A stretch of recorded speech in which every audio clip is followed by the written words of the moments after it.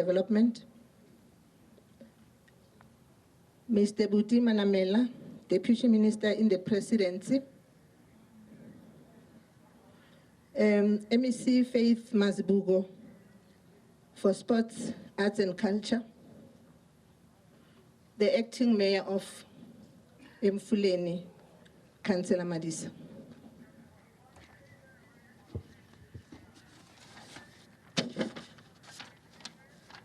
Welcome to Sedibeng District Municipality, a cradle of human rights where numerous atrocities occurred that formed the nucleus of our democracy.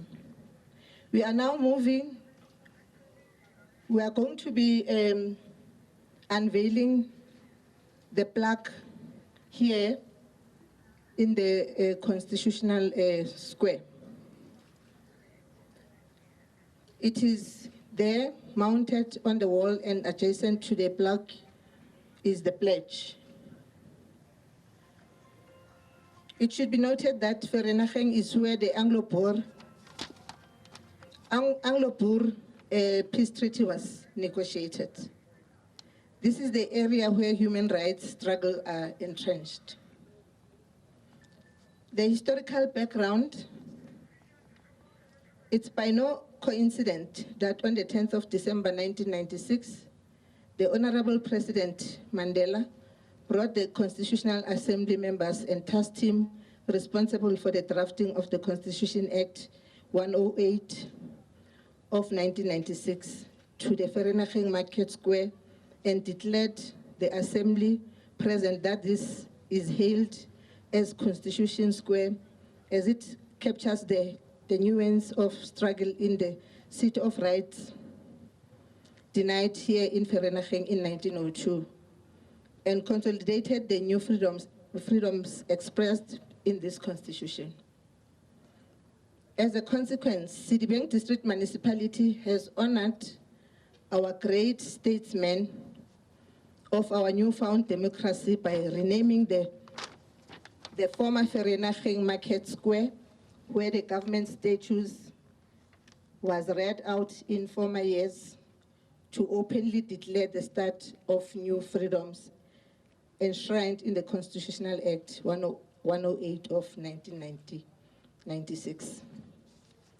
Thank you very much. You are all welcomed.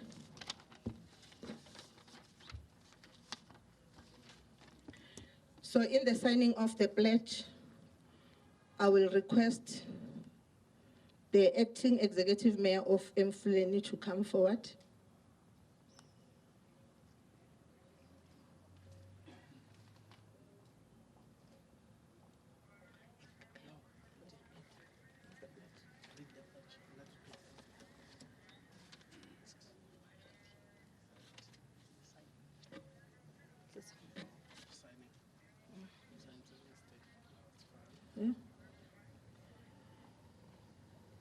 Okay. The next to follow is the MEC for Sports, Arts and Culture.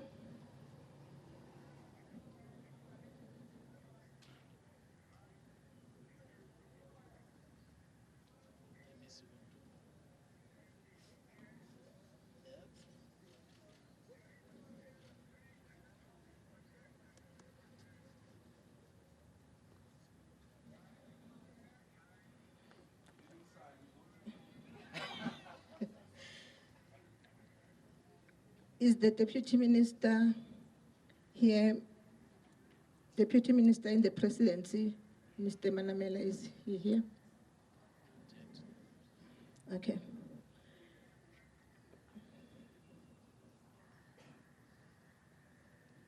The next person will be Mr. Jeffrey, the Deputy Minister of Justice and Constitutional Development.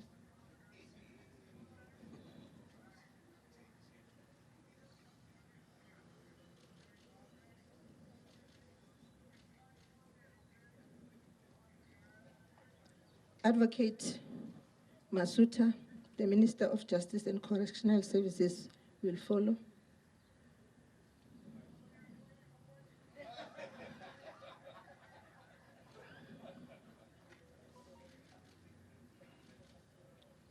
Okay. Then the Honorable Deputy President Cyril Ramaphosa to follow.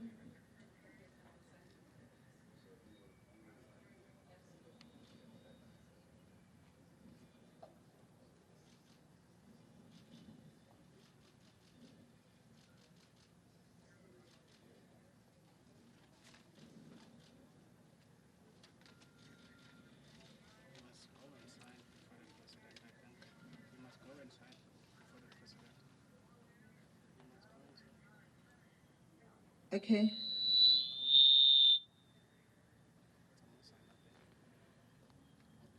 I am the next person to sign. Saramo?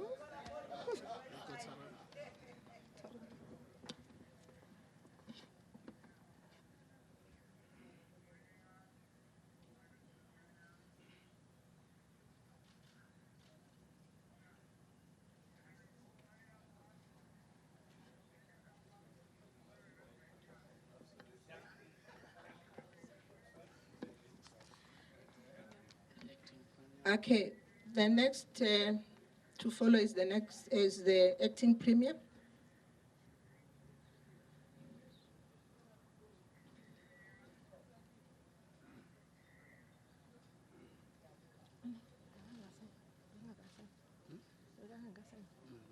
Okay.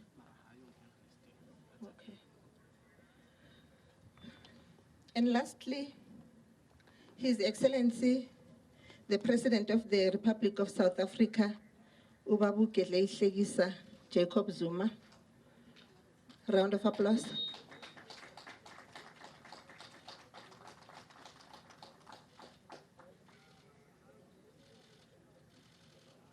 Thank you very much.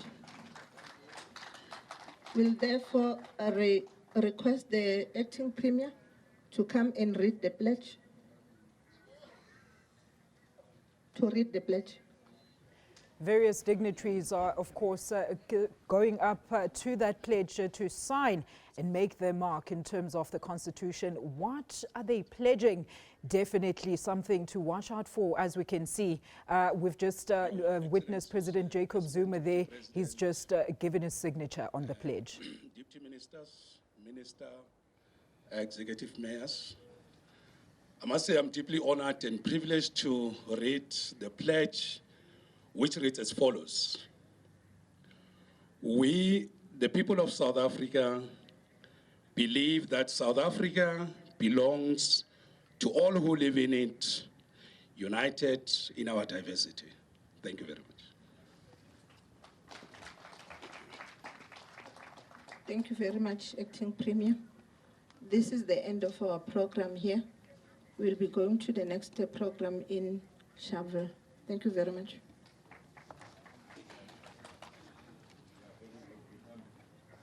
You're seeing live visuals coming through from Vereniging there.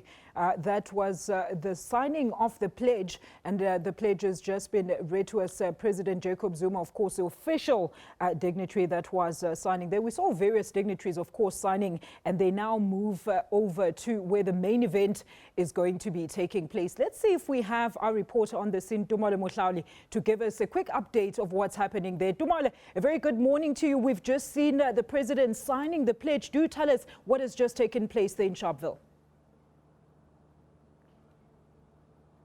Well, thank you very much, Alicia. I can tell you that the venue where I am at the moment is where President Zuma is expected to address the community here in Sharpeville. In fact, what is happening right now is that some of the survivors of the Sharpeville massacre also here, they were gathered in anticipation of the president's arrival.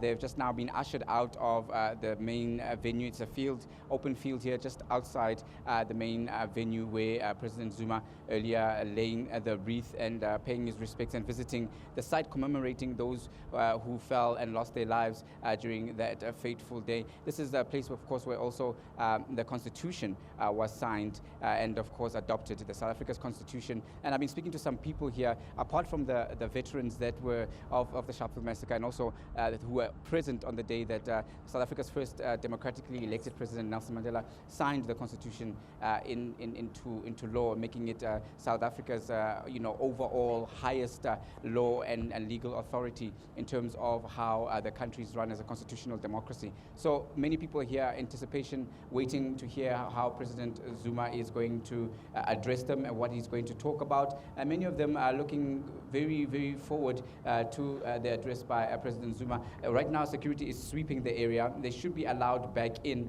A marquee has been set aside just in the center of the field, and this is what's happening. So it's all hustle and bustle, and we're waiting for the program to kick ahead. Thank you so much to Dumole Mohlauli, live to us from the George Tabe Outdoor Sports Ground.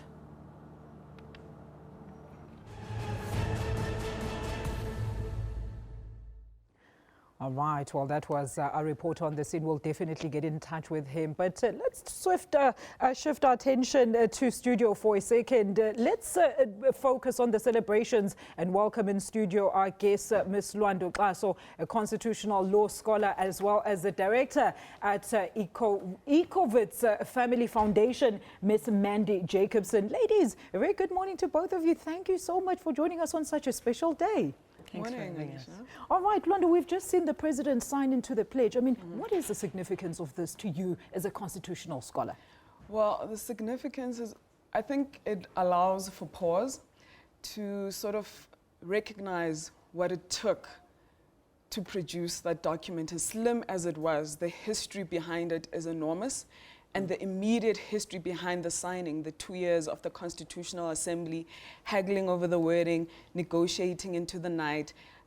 It was just a sophisticated, very technical process, and a very daunting process because you are birthing a new nation. And I think a lot of people forget that. They forget the work, the compromise, the negotiation. And to negotiate in good faith, you can't do it if you don't respect the other person. You may not agree with their views, but even that level of respect between the people involved, and just knowing that 20 years ago was a start.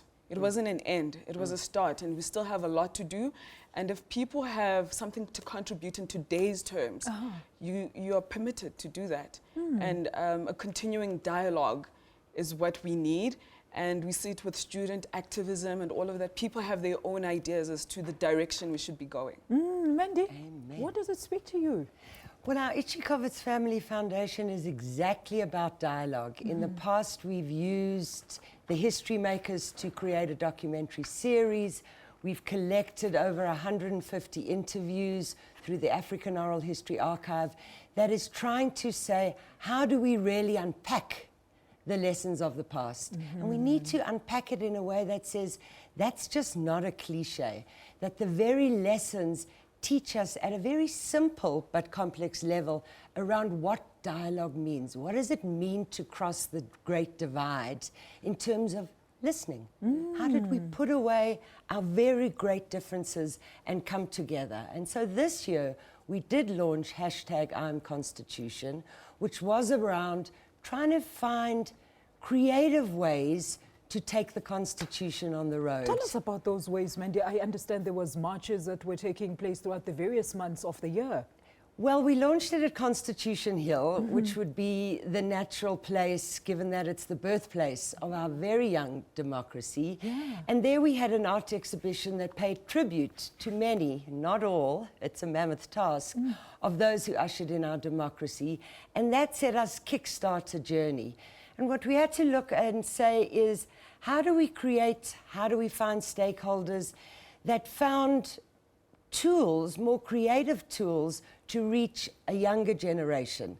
And we know that the Constitution is also about reaching young and old. But along our journey, we realized that many of us, and it's not a finger pointing, don't know the Bill of Rights. And along our journey, we discovered a group in Davidton Township, a primary school called the Chief Albert Lutuli Primary School Learners. It's an after-school program. They happen to be right now about to be performing at the Sharpeville celebrations. But what the teacher, Lungi Mabo, did was take the preamble and literally word for word teach the kids what it means. And now they've got plays and performances. And these plays and performances we've taken to the Chief Albert Lutuli Museum. And through that, we've connected them, just as one example, with beatboxing. How do you beatbox the Constitution? Another way of trying to find different languages to learn the Constitution. Luanda, I mean, just how familiar are people with our current Constitution? I mean, I know that the current Constitution in the country is actually the 5th, but do take us through those. People don't even realize that. Yeah, I mean, it is Constitution number 5, but for me, it's the only legitimate one there ever was, because it's the most inclusive. So in terms of how much people know, I've been very encouraged this year in terms of how much people follow court cases. You know, there's been a lot of buzz at the Constitutional Court with a lot of landmark judgments and stuff. And people have been tweeting a lot of things and engaging on social media. But my concern is most often we take another person's version of the Constitution. So we listen to another person's interpretation rather than having our own copy where you read it. And an example would be Section 25, which is the property clause. I've heard so many variations of what that clause says, and then when you ask someone, what does it say? What have you actually ever read it, or do you just pick up rhetoric there and there? So I think a personal engagement is needed, but I'm very encouraged that law has become central in our communities, and I'm seeing that on television more, and just in terms of social conversation, a lot of things are centered around the Constitution, governance, and all those things. How important is more awareness then, Mandy? I see the various campaigns that you've embarked on are certainly, creating an impact. How much more are you looking to further instill that, that desperation to know about your rights as a South African in this country? I think that's the bottom line, is that people do want to learn, so that when people, young and old, are saying, we might not know. Well, the Department of Justice has been incredibly generous. They've got a young student handbook.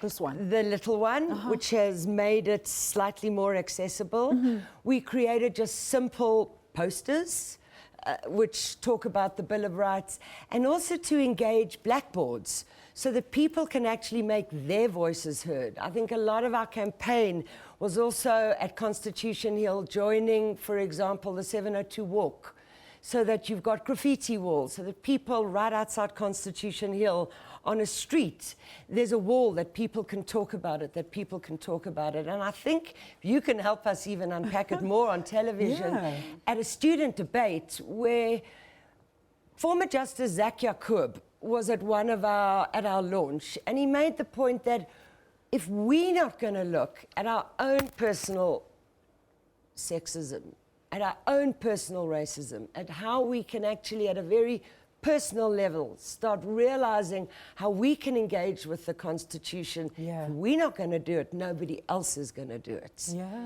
When they speak about, engaging with the Constitution, Luanda, there's been a lot of calls around whether or not certain things should be amended within the Constitution. Let's talk about that debate. No, I encourage that fully, because I think I recognize the feat that it was to come to a consensus at that time. But that consensus has to be ongoing. People 20 years ago reached a consensus. Do we have a consensus today? And I think it's very important for people to voice their opinions, but before then, know what you're talking about. Know what the document says. If you're going to suggest something, make sure you know what was agreed upon, and that your suggestion is better and it's based on practical experience of what has worked and hasn't worked. But I think the Constitution accommodates change. It's a living document. It wasn't meant to be stagnant, because our society is not stagnant. So those calls are not threatening at all. They're actually encouraging that people are noting things that need to change, and That's the dialogue.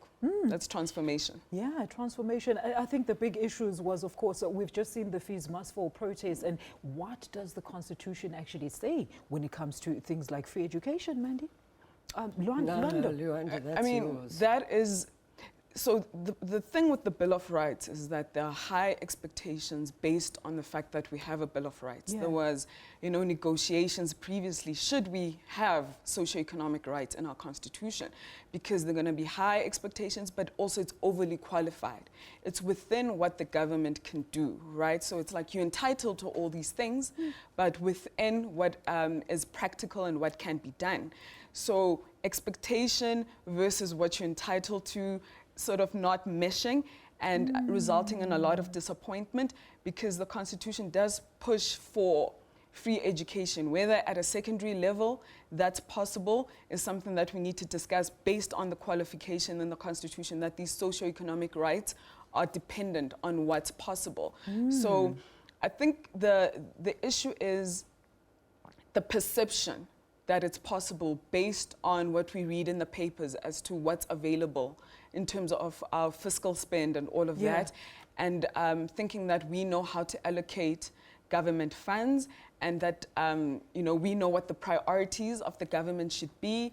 And I think it's about meeting expectations based on what the Constitution has said. And I think we predicted that there would be disappointment, because this is the document that tells you that you're entitled to a lot of things, but you have to wait in line. And that's the difficult part. So that's the frustrating part, Mandy, wouldn't you say? It's an aspiration. Well, I think at one of our student debates, there was definitely a lot of confusion around where tertiary education fits into the Bill of Rights and does it even at all. And I think to this day, I certainly have seen at some of our forums that that's still not clear. It's not clear, but a lot of the Constitution is what I refer to as the penumbras of the Constitution, the vibe of the Constitution. So not only do you have the black letter wording of the Constitution, but you have a vibe that the Constitution creates as to what's permissible. I mean, the court has found rights that are not explicitly in the Constitution, like the right to electricity. You won't find it there, but you can read it in there. So a lot of people, in terms of their socioeconomic needs, even if it's not clearly spelt out, the way that the Constitution is designed is that it must be that we are supposed to live in a society where education is free for everyone. That's the aspiration. And I think a lot of it has to do with, okay, then what is possible? And are we spending our money in the best way? And also, it's not actually about getting to the result right now. It's how we engage each other towards that result. Are we negotiating in good faith, right? So the parties on different sides, to negotiate in good faith, there must be respect. Do we respect what the students have to say, and do we respect what the government has to say? Yeah, I find it very interesting. Mandy, what else do you want to say there when it comes to some of the amendments that still need to be made to the Constitution? What are your views on that? Well, I don't think as a foundation we see ourselves as the experts. I think we've seen ourselves as the facilitators to try and get exactly these dialogues out. We've engaged, for example, and this is not to escape the amendments, if you look at what you've done the other night at Constitutional Hill, where you're starting to form these amendments and hear the voices. Social media is obviously a huge tool. But on our roots, for example, we worked with a sand sculpture on Durban Beach who built a huge #I'mConstitution sculpture so that people along the beachfront. We worked with a group called Travel Massive, travel bloggers who along their way were looking to put heritage in pride of place. So once again, you're trying to look at the lessons and recognize our history makers for tourism.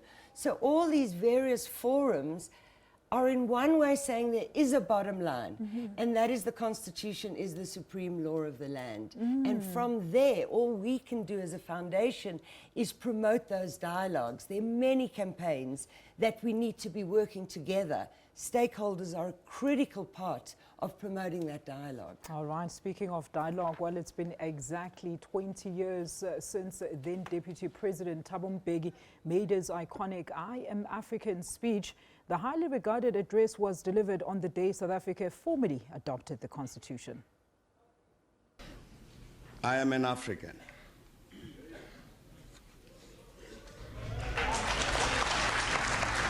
Declaring that I am an African seems like an obvious thing to say, but what is less obvious is why anyone would be proud to be an African. I owe my being to the hills and the valleys, the mountains and the glades, the rivers, the deserts, the trees, the flowers, the seas, and the ever-changing seasons that define the face of our native land. My body has frozen in our frosts and in our latter-day snows. It has thawed in the warmth of our sunshine and melted in the heat of the midday sun. The crack and the rumble of the summer thunders, lashed by startling lightning, have been a cause of both trembling and of hope. The dramatic shapes of the Drakensberg, the swirl-colored waters of the Ncwane, Igili, Notugela, and the sands of the Kalahari have all been panels of the set of our natural stage, on which we act out the foolish deeds of the theatre of our day. What the I Am an African speech means to me is an affirmation of all things that are African and beautiful in the Africanness. There was a time when people were not proud to be African, where it was something to be hidden away, something to be ashamed of. People didn't crow about their Africanness. This speech affirmed to me everything that I'd always known to be true and that I'd always believed, that we are blessed to belong to such a beautiful continent. I am formed of the migrants who left Europe to find a new home on our native land. Whatever their own actions, they remain still part of me. I am the grandchild of the warrior men and women that Ncwane led. The patriots that Ncwane and Mpepu took to battle. The soldiers Mushweshwe and Ncwane taught never to dishonor the cause of freedom. I'm also able to state this fundamental truth, that I'm born of a people who are heroes and heroines. I am born of a people who would not tolerate oppression. The significance of the speech to me is its inclusiveness. Regardless of who you are, where you're from, you are still part of South Africa, and you are still part of Africa as a whole. And for me, that's what I value, and that's what I take away from the speech. In April 1994, the Constitutional Assembly was tasked with the mandate of birthing a new nation. Can you think of a greater or more daunting task? The time had come to make a superhuman effort, to be other than human, to respond to the call to create for ourselves a glorious future, to remind ourselves of the Latin saying, Gloria est consequenda, glory must be sought after. This time around, violence, unlike 1994, was not the concern. The concern was failure. Would we be victorious? As history now tells us, we were, because on 8 May 1996, there was a constitution to present to the people, which was adopted with an 87% majority. The Constitution, whose adoption we celebrate, constitutes an unequivocal statement that we refuse to accept that our Africanness shall be defined by our race, our color, our gender, or our historical origins.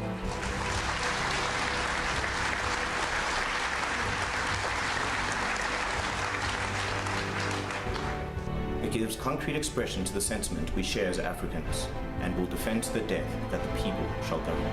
It rejoices in the diversity of our people and creates the space for all of us voluntarily to define ourselves as one people.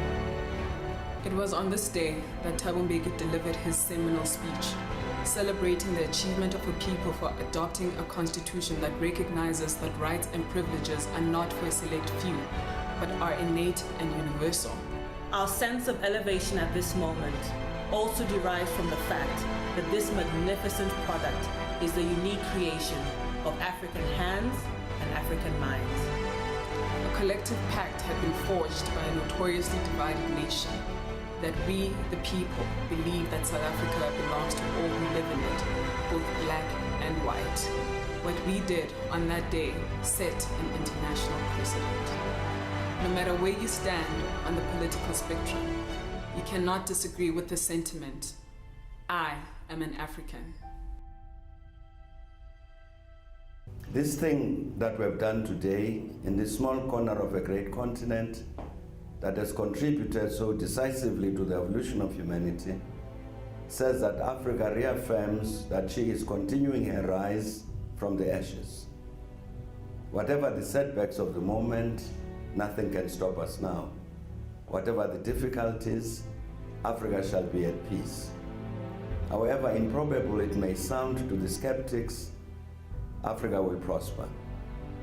Whoever we may be, whatever our immediate interest, however much we carry baggage from our past, however much we have been caught by the fashion of cynicism and loss of faith in the capacity of the people, let us add today and say, nothing can stop us now.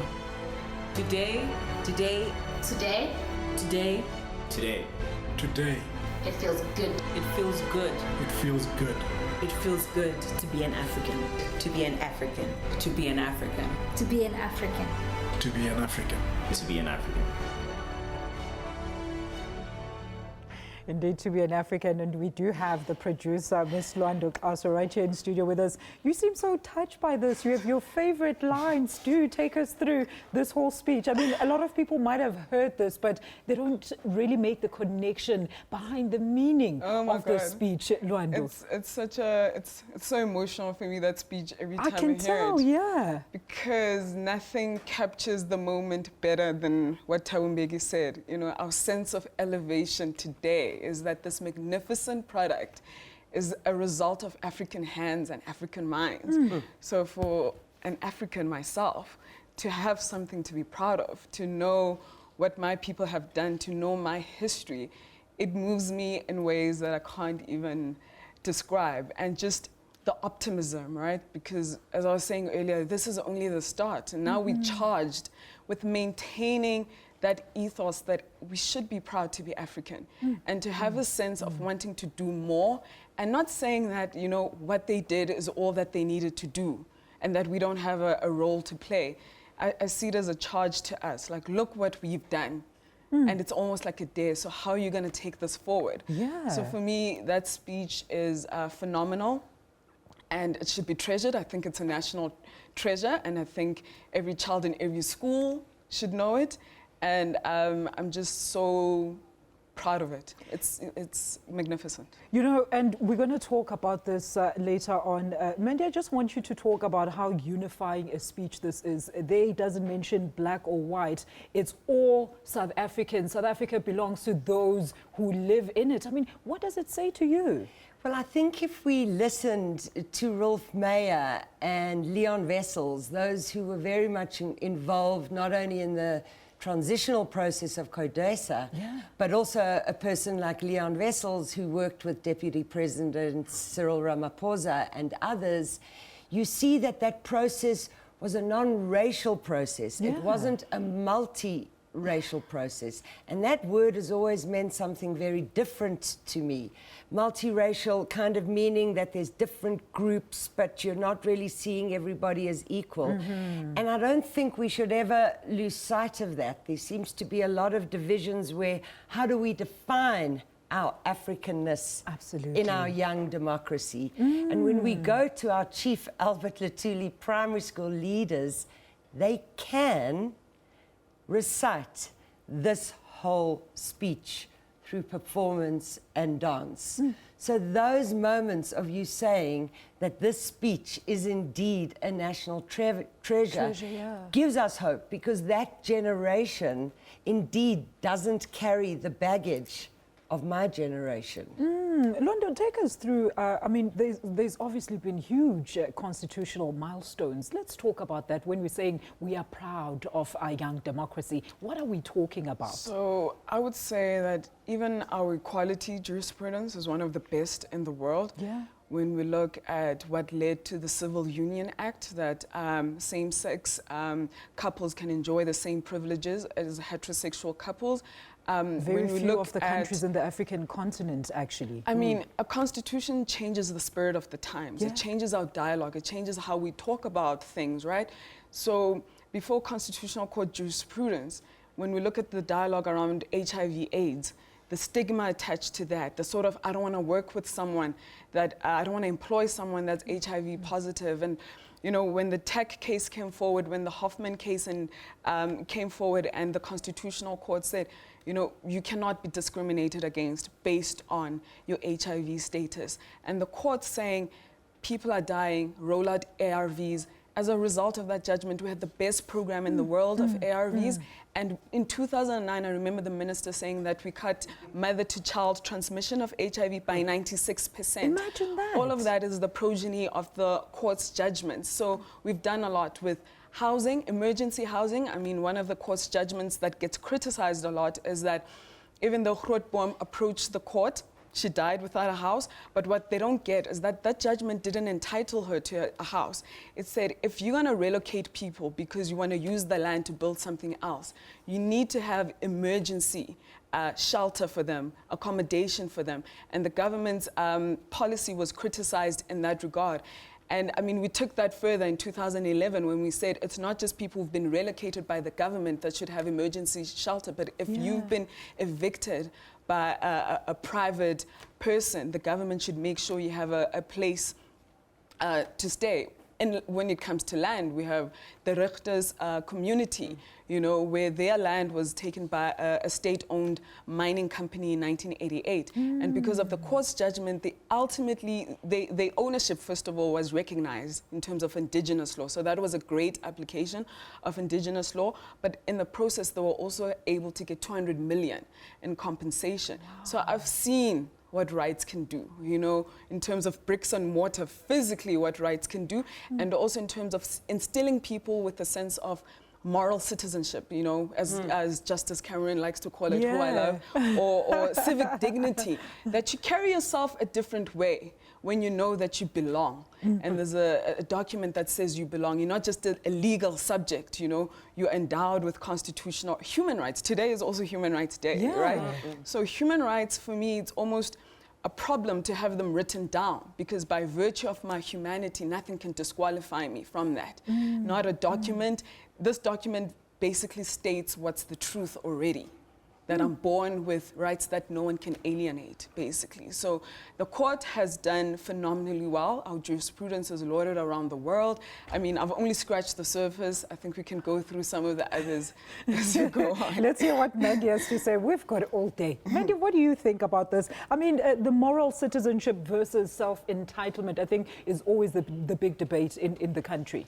Well, what we found, particularly with our student initiative through Ruby Ichikovitz, who's our youth director on Wits campus, is that a lot of the students that he's engaging with understand the concept that the Constitution comes with roles and responsibilities.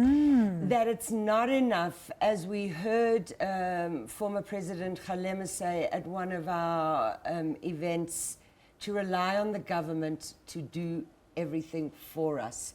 And I do think, as our chairman, Ivor Chikovitz, often says, that there's sometimes a malaise of entitlement, that everything should be done for us. And so what this document does is give us a roadmap, indeed, to actually engage with how do we do it. So I'm not sure if you want to cut back or maybe see some of the videos where you actually see. Don't worry, Mandy. Kids. We'll definitely show those videos. We just need to interrupt this broadcast and focus our attention to another top story today. As you know, the late gospel singer Sifiso Ncwane will be laid to rest in KwaZulu-Natal today. He will be buried at the Heroes Acre Cemetery in Chesterville Township out in Durban. The 37-year-old multi-award winning star died of kidney failure this Monday. Monday, and memorial services were held for him in Durban and Soweto this week. For more on this, let's cross live to our reporter on the scene, Ayanda Mhlongo, who is at the funeral proceedings with Sifiso Ncwane's band member. Ayanda, a very good morning to you. Do tell us, what do you have for us at Sifiso Ncwane's funeral?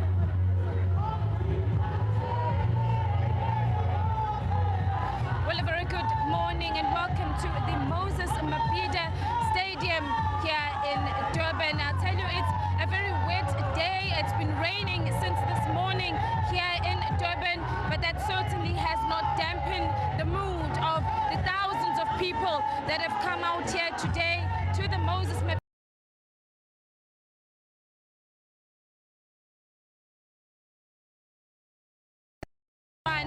Sifiso passed away on Monday.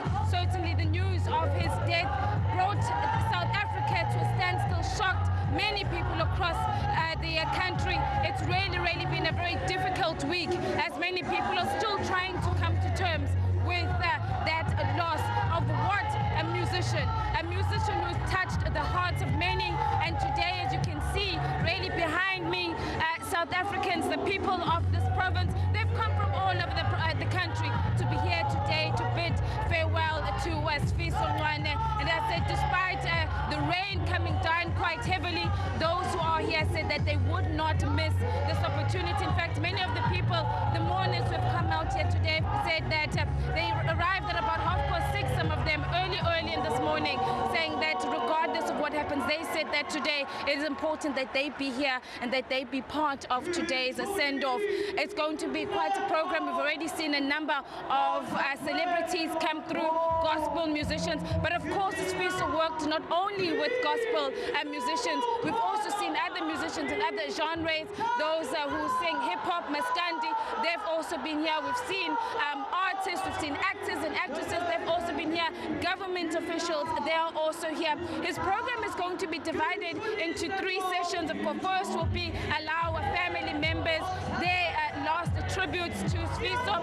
There will then be a session for the creative industry, amongst them the SABC's executive he's also expected to be here and will be delivering a tribute on behalf of the SABC. We'll also see government, the Minister of Arts and Culture, he'll also be here. The main eulogy is expected to be delivered by the Premier of the province, Ncwane. And then there's going to be a very special tribute right at the end from his wife, Ayanda Ncwane, who was his best friend, his manager, and certainly for her today, one can only imagine the pain that she has been going through, but one can only believe that she has received a huge support from the people of South Africa.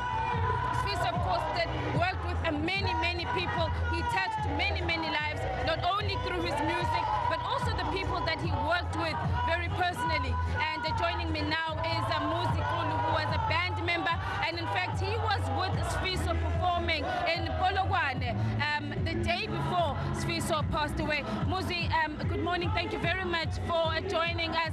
I can't imagine what you are going through, throughout the week since Monday through today. It has, I'm sure, been a very difficult period for you.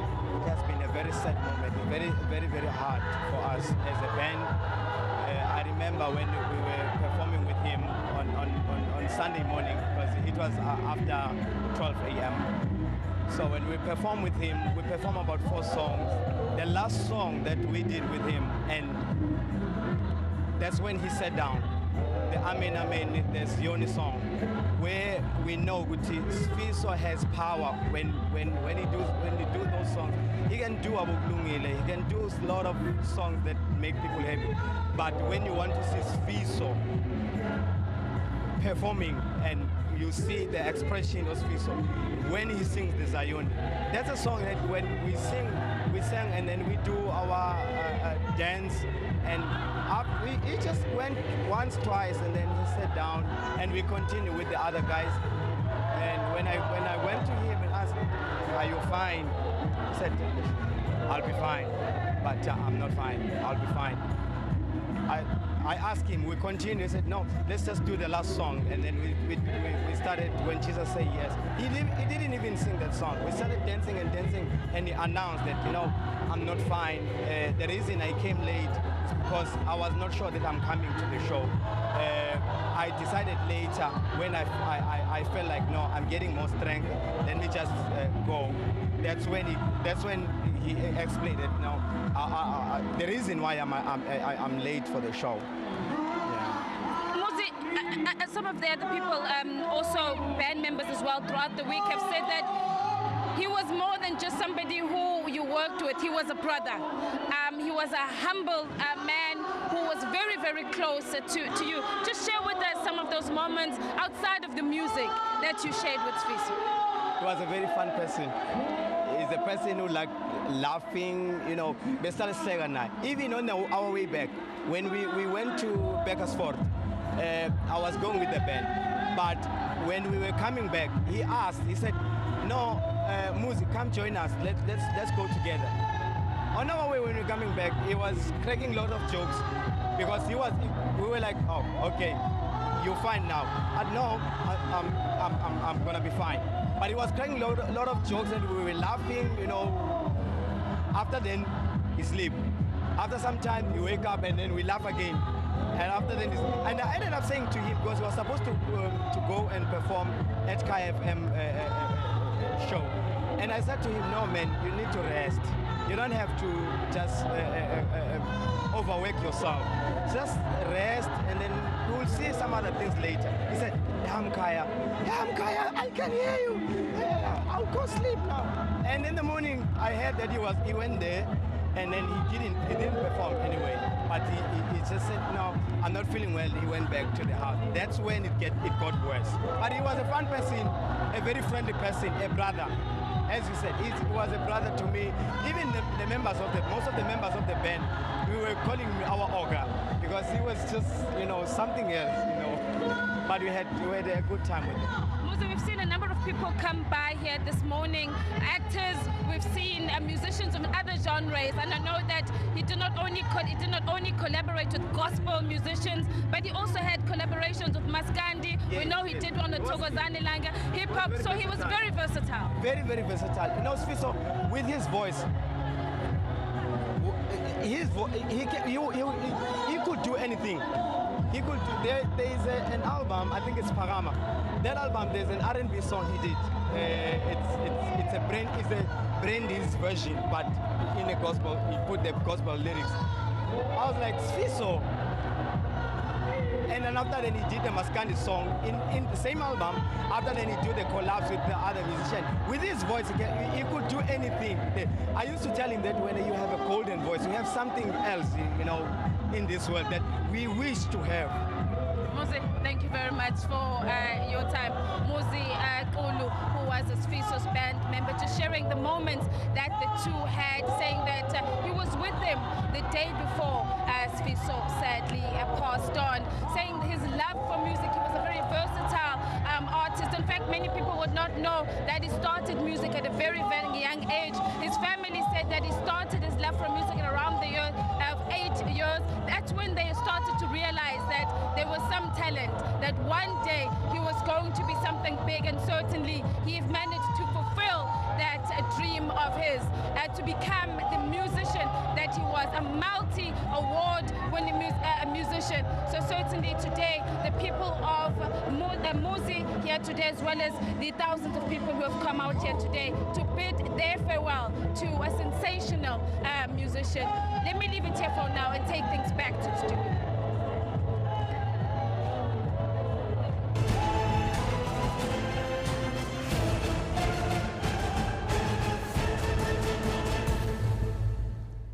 And back to constitutional news now. Chief Albert Luthuli spent a big part of his life fighting for the political and economic emancipation of the African majority in this country.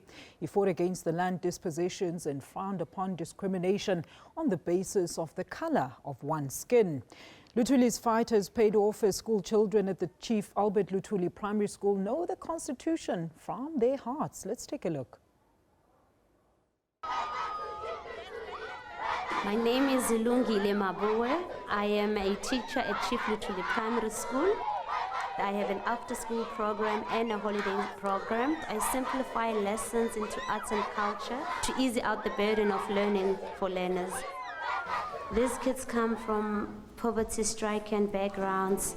They have their own domestic challenges. It's 22 potential learners who had learning barriers in between, but through these programs, they've somehow erased that learning challenge that they had in class. There's a certain improvement in the curriculum. Inherent dignity and the right to have their dignity respected. And all organs of state. A provision of the Bill of Rights speaks a natural right without their informed dignity.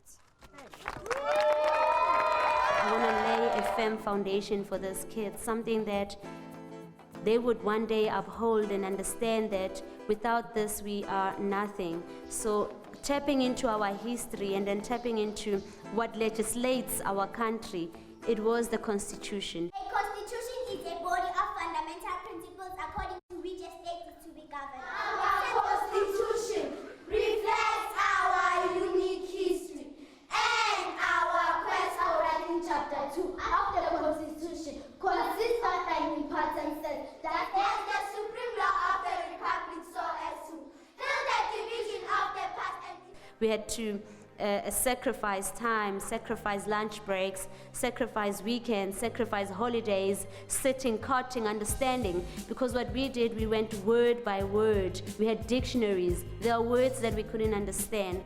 It's easy for us to say, our Constitution simply says, but you don't know what the Constitution itself entails. We want to be full participants of South Africa. We want to build this beloved country. And the reason why I'm doing this, I'm a service leader. I'm from City, South Africa. I believe in leadership, and then I believe that it will take a village to raise a child.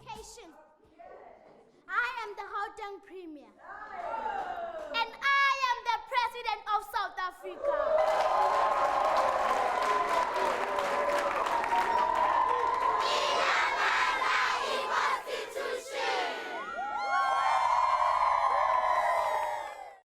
I'm so jealous. Mandy, this is the project that you were talking to us about. Talk to us once more. You were telling us that Mama Lutuli also joined in the initiative. Well, I think this is exactly what inspires us as the foundation to keep going. And I mean, just to set the record straight, we didn't initiate that program. Lungi Mabo is an unsung hero in her own little way, in her own little classroom in Davidton. She has been doing these programs. Those learners can do a play about Chief Albert Lutuli, John Dube, as I said earlier, the I Am an African speech, a play about Winnie Madikizela Mandela. I mean, the list goes on. They've got a play about one of the Bill of Rights, about the environment. So these are the kinds of programs that give us an example of how to keep the spirits of our elders and really understand what our elders did, the sacrifices. And by working with Mama Albertina Lutuli, for these kids, she actually came from Durban to engage with the kids. We had what we called Gogo Forum Tellers, forum storytelling workshops, where the Gogos from Davidton community with Malutuli could actually talk about what life was about. I think one of the central messages from Mama Lutuli was about selfless leadership. And if you look at those elders, they were many things. They weren't just an activist. They were printing. They had printing presses. Chief Albert Lutuli, as we know, was a religious leader. He was a community. He was a teacher. They were really engaged in saying, we can do this together. So these kinds of Albert Lutuli, and then I just have to say, from there, the Albert Lutuli Primary School then went to the Albert Lutuli Museum and actually engaged with learners from that community And to see that museum is really the most incredible. I would encourage all South Africans from afar and Africans to come and visit that museum, and then performing at the memorial lecture. And now let's hope that our viewers get to watch them at the Sharpeville commemorations. Yeah. I think it's a real challenge to reach a younger generation. Let's not say it's an easy task. Yeah. And through the creative arts, which is particularly our mandate, that offers us a fresher way in to that opportunity. Luanda, do you think, how far will such strides go in terms of aiding in preserving our historical, history? I think preserving history is key. Yeah. But as I was watching that video, it reminded me that, as they were doing the public engagement for the drafting of the Constitution, they had a working draft in '95, and, people could comment and all of that. And one of the things that I remember is that once we had a final Constitution, we did similar exercises in our school, learning about the Constitution, and then coming home and saying, I've got rights, and feeling liberated. But now that I'm older, it's maybe a bit sad that it takes on a different shape, in the sense that the Constitution paints an ideal, it's an aspiration, and then when you look around and you see that in a lot of circumstances it's not real, it makes you sometimes doubt it. And I'm a constitutional optimist, I would say. I'm a constitutional Democrat. I believe in a constitutional democracy. But one of the things that happened to me recently, for example, is a racist incident, where a white gentleman was telling me I'm not welcomed in his neighborhood because of how a car was parked. The person I was with had parked a particular way. And it's like, I don't want you here, you and your kind of thing. And previously those things used to, I used to get really worked up. And then you'd feel guilty for being worked up because you think you should approach these things with a level head and be better than the other person. And, as Black people, we're always required to rise above and respond in a certain way. And I think this recent one was the most different, in the sense that I felt like there's nothing you can do. Like, you can tell me you don't want me here, but do you have the power, to prevent me from coming here? It's like, so that's part of the moral citizenship that I was talking about, that when you know that you're endowed with certain rights, when you know the law, someone coming to you and threatening, your physical integrity by saying, they don't want you here, and realizing that they don't have the power to do that. So I hope those kids, through learning about their rights, they also learn what people can do and can't do, but also at the same time, I wouldn't want them to be shielded from the realities of the world, and that the Constitution is not a panacea. It doesn't cure everything. The law can't do everything. There's something else that needs to come into play. Mandy, I know we're going to have to let you go in a short while, but I just want to read an abstract from Ivo Ichkovitz, the Family Foundation chairman. He says, as our country reaches an inflection point in the development of our democracy, many South Africans forget how much we have achieved in such a short time. And we also forget that today there are millions of people around the world who are still fighting for the very rights that are enshrined in our Constitution, rights that we now take for granted every single day. I mean, shouldn't this be the message that we're resonating with on a daily basis? Well, let's exactly hope so. I mean, the optimism, is definitely reflected in the work that we are doing. But I think the message from Justice Zak Yaqub is that moments like this are indeed a pause for reflection. They are indeed a time to celebrate. This has been a year for celebration along our campaign, but also to say, let's engage with our history and understand that it's a rich tapestry. There's no one narrative that is going to become the dogma of how we live our lives, and that the more we engage with our Constitution, the more we try and make it real, a more just and prosperous society will hopefully lead us into the future. Absolutely. Mandy, take us through some of, the exhibitions that are on display currently. I know you want to tell us. I'm reading here, it's a fine line combines like 12 hyper-realistic drawings with rare archive footage to bring some life to the key history makers of our country. I mean, that must be interesting. Well, it's our passion to use multimedia. You know, hearing from people and seeing history come alive, first-hand stories, allows you to engage with history, not just from a textbook. So with this exhibition, it's a multimedia exhibition. Indeed, we have scoured the archives of history and told small little stories over 100 years. Now, I don't think we've covered the full 100 years, but from Enoch Sotonga, I mean, when kids come and see the man who wrote Nkosi Sikelele, and some of the kids came and said, oh, I thought that was Nelson Mandela. He is an unsung, and thanks to the New Democracy, a well-sung hero today. So it's on at Constitution Hill so that you can go and see it. They're pencil drawings. They're hyper-realistic pencil drawings by an artist, Dean Simon, who sits on the ground and literally draws pencil drawings of known and unknown times and places of this journey towards the signing of the Constitution. Who has access to this? How can people see this? Oh, yeah, it's there. I mean, it's at Constitution Hill. The visitor center is literally right outside the court. And we called it a fine line because we need to be thinking about the fine line between how far we've come and the fine lines between fundamentalism and modernity and the fine lines between justice and power. So we really would like to encourage, hopefully it will be on as a permanent exhibition next year. Something to sink our teeth into, eh? And the whole tour of the court, I would very much encourage. Exactly. Of the whole hill. Amen. Of the whole hill. It's just the most engaging. I mean, Con Hill has markets. They have school tours.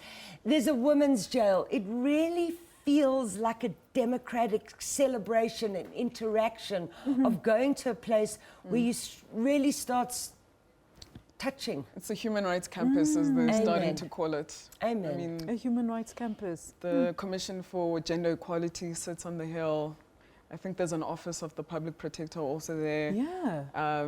Then the Constitutional Court. So it's very much on this day, on Human Rights Day. I think that's where people should be. All right, Mandy, thank you so much for joining us this morning. And of course, I want to come through and see some of the stuff that you've put on exhibition there. That is Miss Mandy Jacobson, the director at the Ncwane Family Foundation. And she was joining us to talk about the good news and some of the stuff that they have that is happening in terms of the exhibition. Let's take a quick ad break. We'll be back with more of this special broadcast. Stay with us.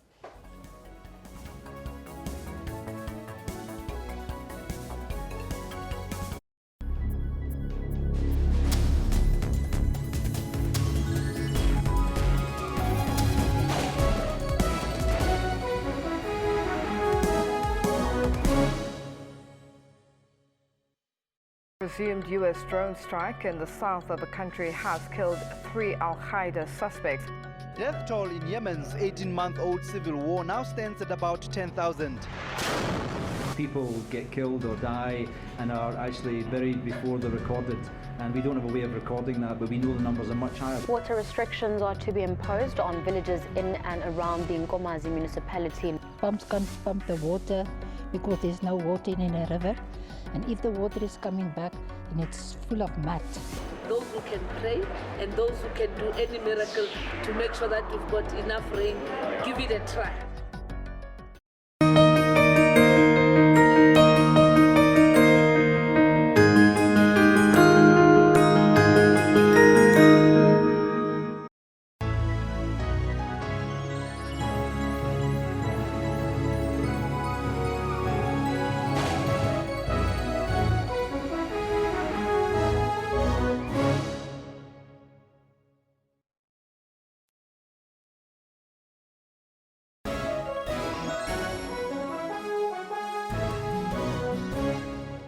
Welcome back to the special broadcast. We're talking constitutional matters. Let's now take a look at a tribute that was done by the Ncwane Family Foundation.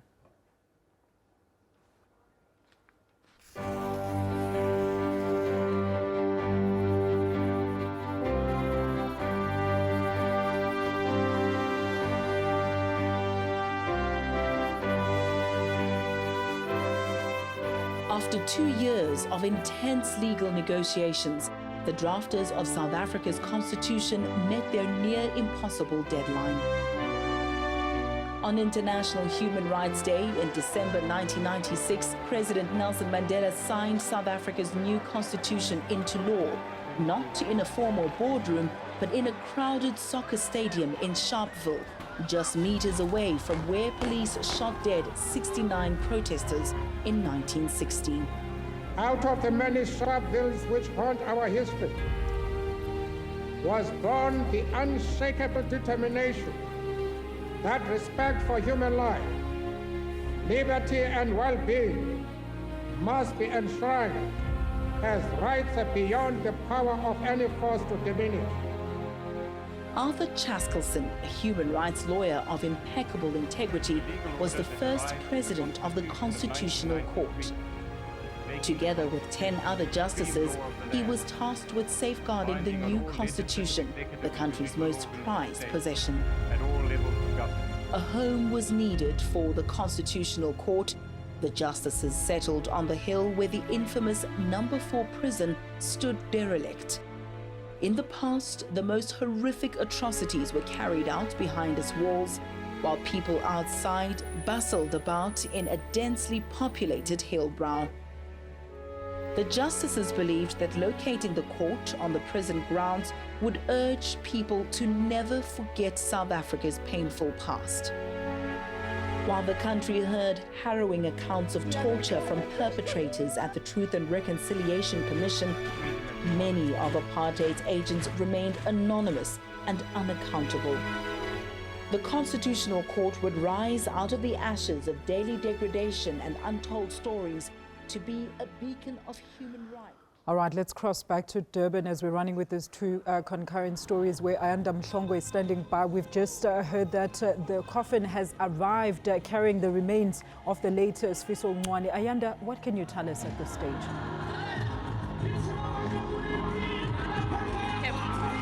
Welcome back to the Moses Mabhida Stadium for the funeral of the late gospel musician Sifiso Ncwane. As you see in those pictures now, the family have now arrived. This is the relatives and close family members of Sifiso Ncwane. They have now making their way into the stadium. The funeral cortege is also just about to enter. We see members of the religious fraternity. There are also government leaders who are here. The Premier of KwaZulu-Natal, he is leading the government delegation, and he will of course be delivering the eulogy. We're also expecting the Minister of Arts and Culture, Nathi Mthethwa, amongst the dignitaries that will be coming through very shortly that we can see. Ministers, Minister Bheki Cele, ANC Treasurer General, Dr. Zweli Mkhize, the chairperson of the African National Congress here in the province of KwaZulu-Natal, and also the MEC for Economic Development, Sihle Zikalala. They're all making their way here into the stadium as South Africans today bid farewell to Sifiso Ncwane, a sensational gospel artist. Thousands of people have come out here today. It's pouring down with rain, but from the guests who have been here, the people who have come out from as early as 6 o'clock this morning, they were saying that nothing would deter them from coming out here this morning today to bid farewell to Sifiso Ncwane. They're carrying posters written "Lala Ngoxolo Sifiso," rest in peace Sifiso, and that song that is playing now in the background, probably one of his most famous songs to date, Kulungile Baba, which people have been singing from early this morning. Sifiso Ncwane, the cortege, it's coming in to the stadium. Seated in front is his wife, Ncwane, who's also his manager. Certainly it must be an extremely difficult day for her, as today she bids farewell to her best friend, to her husband, to the father of her kids. But we did hear from those who have been with her throughout the week that she has said she is appreciative of all the support that South Africans have given her and her family during this week.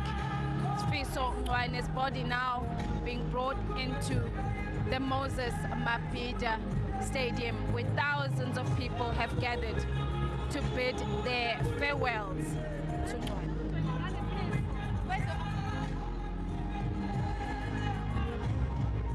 We do apologize, lots of people there coming through, members of the media as well, trying to get those shots of the family.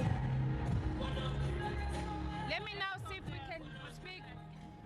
All right, and as you can see on your insert screen there, we will take you back to Sifiso Ncwane's funeral. But what you're currently seeing now is, of course, the official wreath-laying ceremony, which is taking place at the George Thabe Outdoor Sports Ground.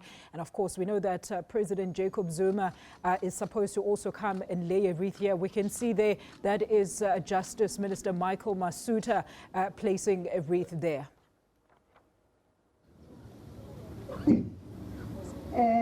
The following person will be Ntate Jacob Mamabolo, the acting Premier of Gauteng Province.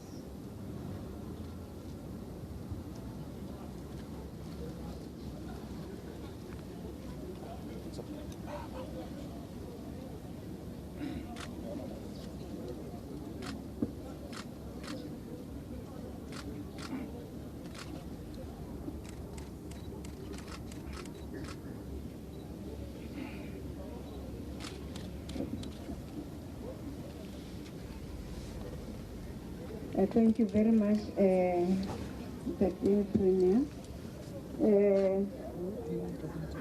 The following person will be Mr. J. Jeffrey, Deputy Minister of Justice and Constitutional Development.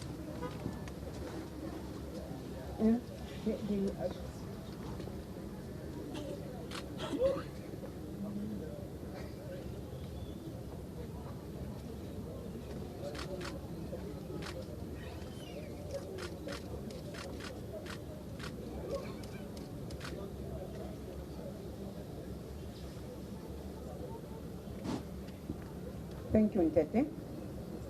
The next person will be Mr. Buti Manamela, Deputy Minister in the Presidency.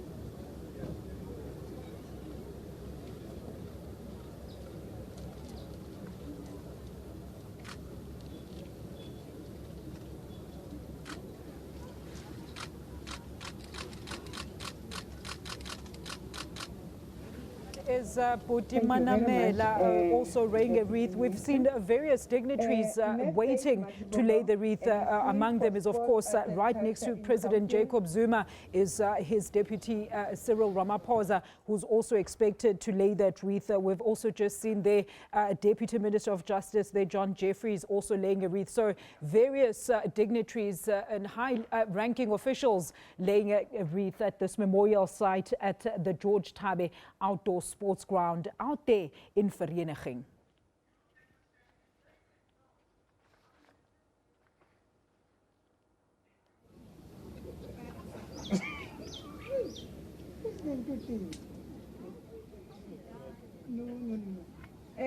The following person will be Mebusi Siwe, the Executive Mayor of Sidiben District Municipality.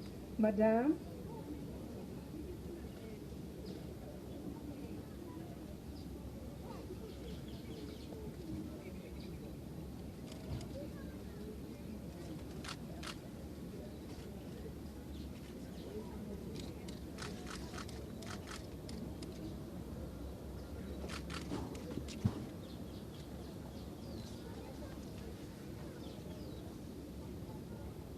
Thank you very much, Mama. Councillor Mululegi Nkosi, the Speaker of Lesedi Local Municipality.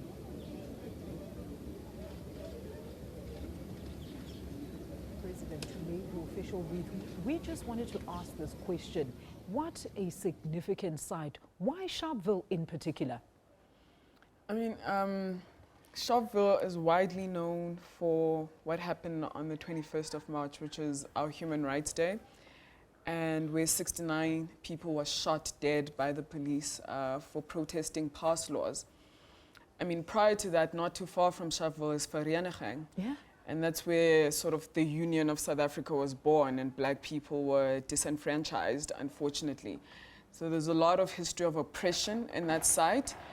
And I think coming back to that site in 1996, as Nelson Mandela did, and signing the Constitution there, it's almost saying, this is what we've done this for all the people, you know, whose lives were lost, so that we could get to this day, and paying respect to that. It's kind of, it's really something we do in this country in various ways, where we go back to sites of oppression and almost want to build something new. So earlier on, we're talking about Constitution Hill.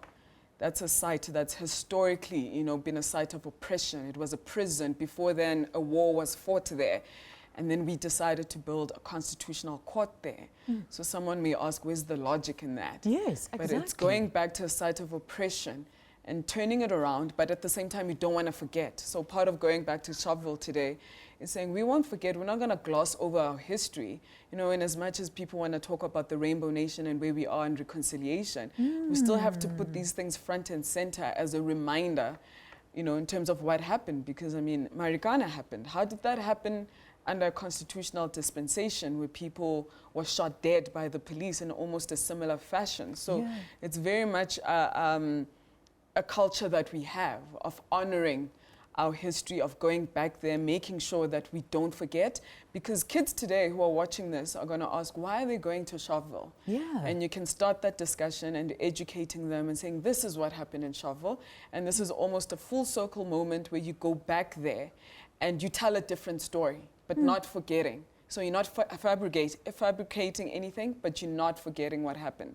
I see there. I'm not sure if the president is about to go and lay the wreath, but Lwando, let's talk about that. You know, you mentioned a very big word, you know, reconciliation has always been a part of our democracy and how we've come to what we are now as a nation. I mean, there's various issues when it comes to some of the forms of reconciliation that have been provided, particularly by the judiciary. And this is your favorite subject. So take us through what are some of your views when it comes to reconciliation and ways we could further try and bridge that gap towards reconciliation. So reconciliation is not a feeling. You know, people will be on the dance floor dancing to a song that makes, you know, black and white and euphoria. It's not that. That's part of it, but it's a very small part of it.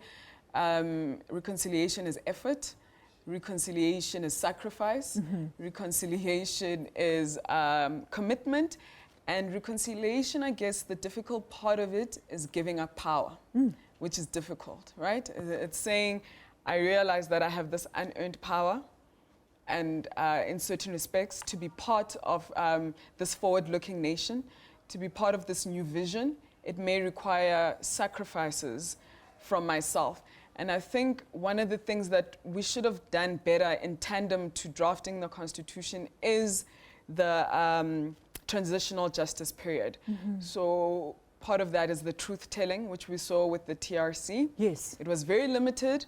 It was incomplete, still significant, still very important, but a lot of work still needs to be done. Lwando, you know, we also have a lot of work to do. We are concurrently running with two stories. Let's go back now to the Moses Mabhida Stadium at, of course, the funeral of Sifiso Ncwane. We've just seen, oh, there it is. The coffin has finally arrived, and it is at the center of the stage of the stadium there out at the Moses Mabhida Stadium. We understand that his final resting place is, of course, going to be at the Heroes Acre, which is in Chesterville. That is where Sifiso Sifiso Ncwane will be finally laid to rest. At this stage, all the memorial taking place live at the Moses Mabhida Stadium. We are carrying parts of it as we also tuned into the wreath-laying ceremony in Sharpeville, this side of Johannesburg.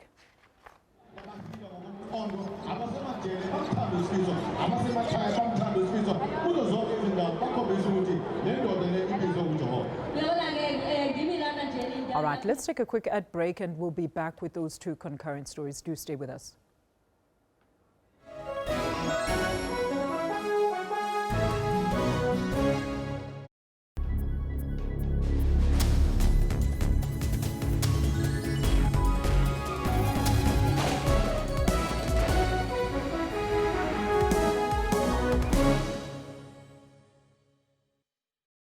Certain choices in life lead us not to our destination. Prostitution will not. Everything that I used to do then, it was something that I never thought of, I never dreamed of. One bad choice in life led her to another. Most of my clients, they used to ask me a question, what am I doing in that industry? Because it does not suit me at all. Her demons haunted her until she changed her life. I used to pray that, Lord, if you can deliver me from these drugs, I promise you that I will serve you for the rest of my life. She has since found peace and is serving her community. We'll try by all means to spend time with all of our kids. Join your host, Buleng Mulabati, every Friday at 17:30. News Today provide news updates giving a wealth of knowledge. Breaking stories and crossing live for you. We follow business developments intensely. Experts and analysts tackle all challenging issues for you. We cover stories locally and abroad to keep you informed. We cover all sporting codes just for you. We are sure to give you weather to be ready for the day. Stay tuned to News Today at 3 p.m. from Monday to Friday on SABC News.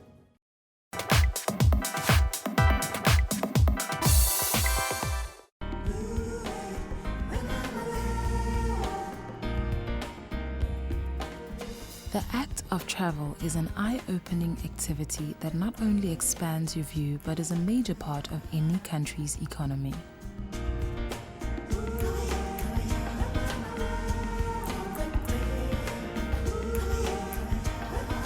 South Africa's spectacular scenery, friendly people and world-class infrastructure make it one of the most desired destinations in the world.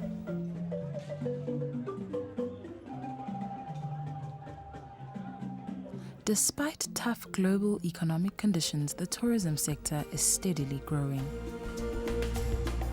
But the idea that one has to go far in order to explore is quickly changing as the sector encourages local exploration.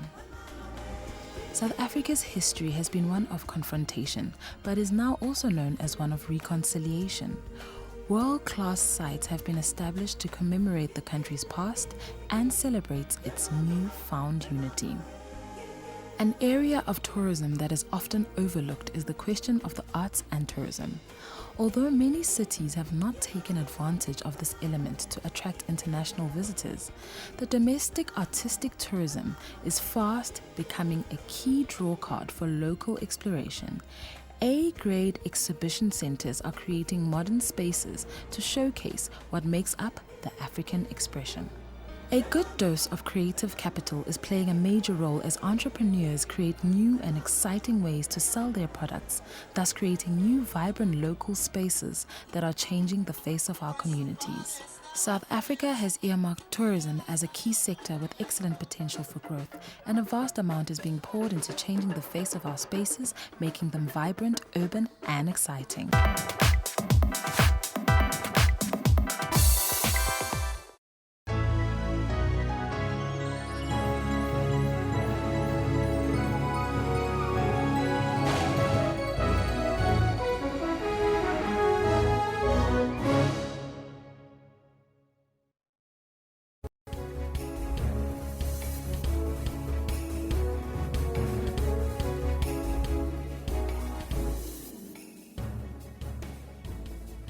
Welcome back, and of course we are bringing you a very special broadcast of the constitutional signing's 20th anniversary. It is taking place in Vereeniging, but we also have a concurrent story taking place in Durban, and of course our reporter Ayanda Mhlongo is live at the funeral for late gospel artist Sifiso Ncwane. Let's cross live to Ayanda. Ayanda, good morning once again. What do you have for us now at the funeral?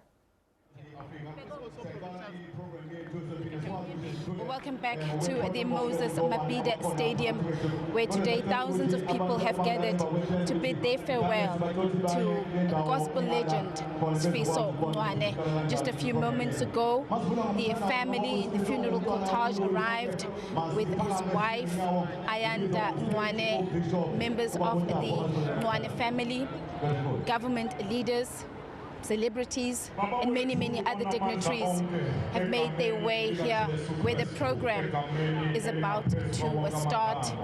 We continue to get reaction from people who have come out here today to bid their farewells to Sifiso Ncwane. And from the province of KwaZulu-Natal, I'm now joined by the MEC for Economic Development, also the chairperson of the African National Congress in KwaZulu-Natal, Sihle Segalane. MEC, good morning and thank you very much for your time.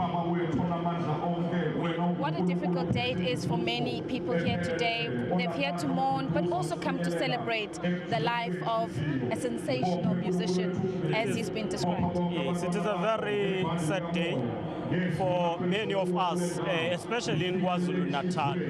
Sifiso was not just an artist who would sing, but for us from the Department of Economic Development, he knew that he was in the industry and the industry was the business for him. He knew that he must run his business in a manner that makes a business sense, invest in it and develop it. He started performing from nowhere, just at the workshop and in other small areas. He emerged to be what he is today and is living this world having made a mark, having registered himself and started the industry and started his own entity, which will remain forever if those who are involved will continue with it. As the department, of course, will continue to support them. We'll support them as the family, but support them more from the point of being in the industry. You will know that we work together with the Department of Arts and Culture in managing the issue, in managing the music house. It is us as the department who build the music house for the artists of KwaZulu-Natal to have their talent nurtured, explored and developed further. So as the department, we have lost someone who was very promising, but who have made a mark. We must say, however, in his life, he emerged to be a celebrity, but in his own conduct, he was not a celebrity. He was always the Sifiso Ncwane. You will know him from his humble beginnings. MEC, you know, one of the things I think that many people may not know about Sifiso is that he had started a foundation, the Sifiso Ncwane Foundation. As government, you're always encouraging people, particularly those who have made it, particularly those who are in business, to say, help us as government to let's work together, let's build our society. We understand that he was doing so much, particularly for young people, assisted to build a school. He was also supporting a number of young children and putting them through school. He played a very critical role because it is important for everyone who is successful to plan back, especially Sifiso helped in his local community of Ncwane. He built a school, but he was always assisting students, providing them with uniforms at the beginning of every year through his foundation. And that is what we're saying. It is our message to all people of the province that those who are successful must begin to plow back to their own communities, but to assist. We cannot claim to be prosperous while we look on other people who are suffering and do not extend a hand of support. MEC, thank you very much for your time this morning. Thanks. MEC for Economic Development, Sihle Zigalala, sharing his words and feelings about Sifiso. He's a man who's also worked very closely, had a good relationship with Sifiso Ncwane. Just speaking about, I think, one point that many people do not know is that the work that Sifiso did outside of him being a celebrity, that he supported many young people. He assisted in rebuilding a school. He provided annual bursaries to students. He supported kids through a uniform, and also the work that his wife was doing. He was her pillar of strength, working very closely with her. She's very passionate about women and assisting in campaigns against violence against women and abuse, as well as trying to bring together teenagers. And Sifiso also supported her in that. Of course, Ayanda Ncwane was not only his wife, but she was also his manager and the mother of his two children. The rain is still coming down. Many people, in fact, are still making their way here into the stadium. Some arrived as early as 6 a.m. this morning, and we had an opportunity to speak to some of the people who have come from very far. Other people saying that they traveled all night to be here this morning. So certainly what a day this is going to be. People who have said, let's not mourn, but let's celebrate the life of an outstanding individual. We've spoken to a number of people here, his peers, fellow musicians, and one word that they've used to describe Sifiso is him having been a humble soul. And that is one thing that will remain with them. And they're saying that as young as he was, at 37 years old, there's so much that he did for them as musicians, and there's so much that he did for his community. And what an example Sifiso was. He certainly lived his life to the fullest. We're going to leave it here for now and hand things back to the studio. So much, Ayanda Mhlongo. They live to us from the Moses Mabhida Stadium at, of course, the memorial or the funeral proceedings before his actual funeral, which will take place at the Heroes Acre at Chesterville. That is Sifiso Ncwane, the late gospel great that we are talking about. But let's come back now and focus on the other matter at hand here in studio. We are talking about the constitutional signing, the 20th anniversary, and I'm still with Lwando Qaso here in studio. Lwando, let's talk about this. I mean, we've seen various strides in terms of, our constitution going forward, but we haven't touched on the biggest one. Women's rights have certainly developed. I mean, that's something to be proud of. No, definitely, and I think it's developed in a number of ways. So, as I mentioned earlier, that moral citizenship, when the Constitution sort of confirms and validates your worth, your humanhood, not just, treating you as a subordinate because you're a woman, but that explicit recognition that we're all equal under the law is very important. And then just in terms of changing discourse in society, how we talk about gender, I think the Constitution has been very instrumental in that, and the Constitutional Court judgments have been facilitating this kind of dialogue. Because, for example, I don't know if you know the case of, I think it's Mujaji, yes, that was given a couple of, if not last year, but recently, where in terms of polygamous marriages, right, and sort of the passive roles that women play, right? Yeah. That your husband can introduce a new wife into your union without consulting you. And the court saying that part of having dignity, which is endowed in our Constitution to everyone, is that you have the right to make decisions about your life. Absolutely. You have every right to be a decision maker, to partake and all of that. And part of that is that if you're going to be in a polygamous marriage and, recognizing how highly personal and private that space is, it requires consultation with your husband to tell you that there'll be a new member to our union. Yeah. So, judgments like that. An explanation. Even with prostitution, the court said, okay, prohibiting prostitution does not discriminate against women.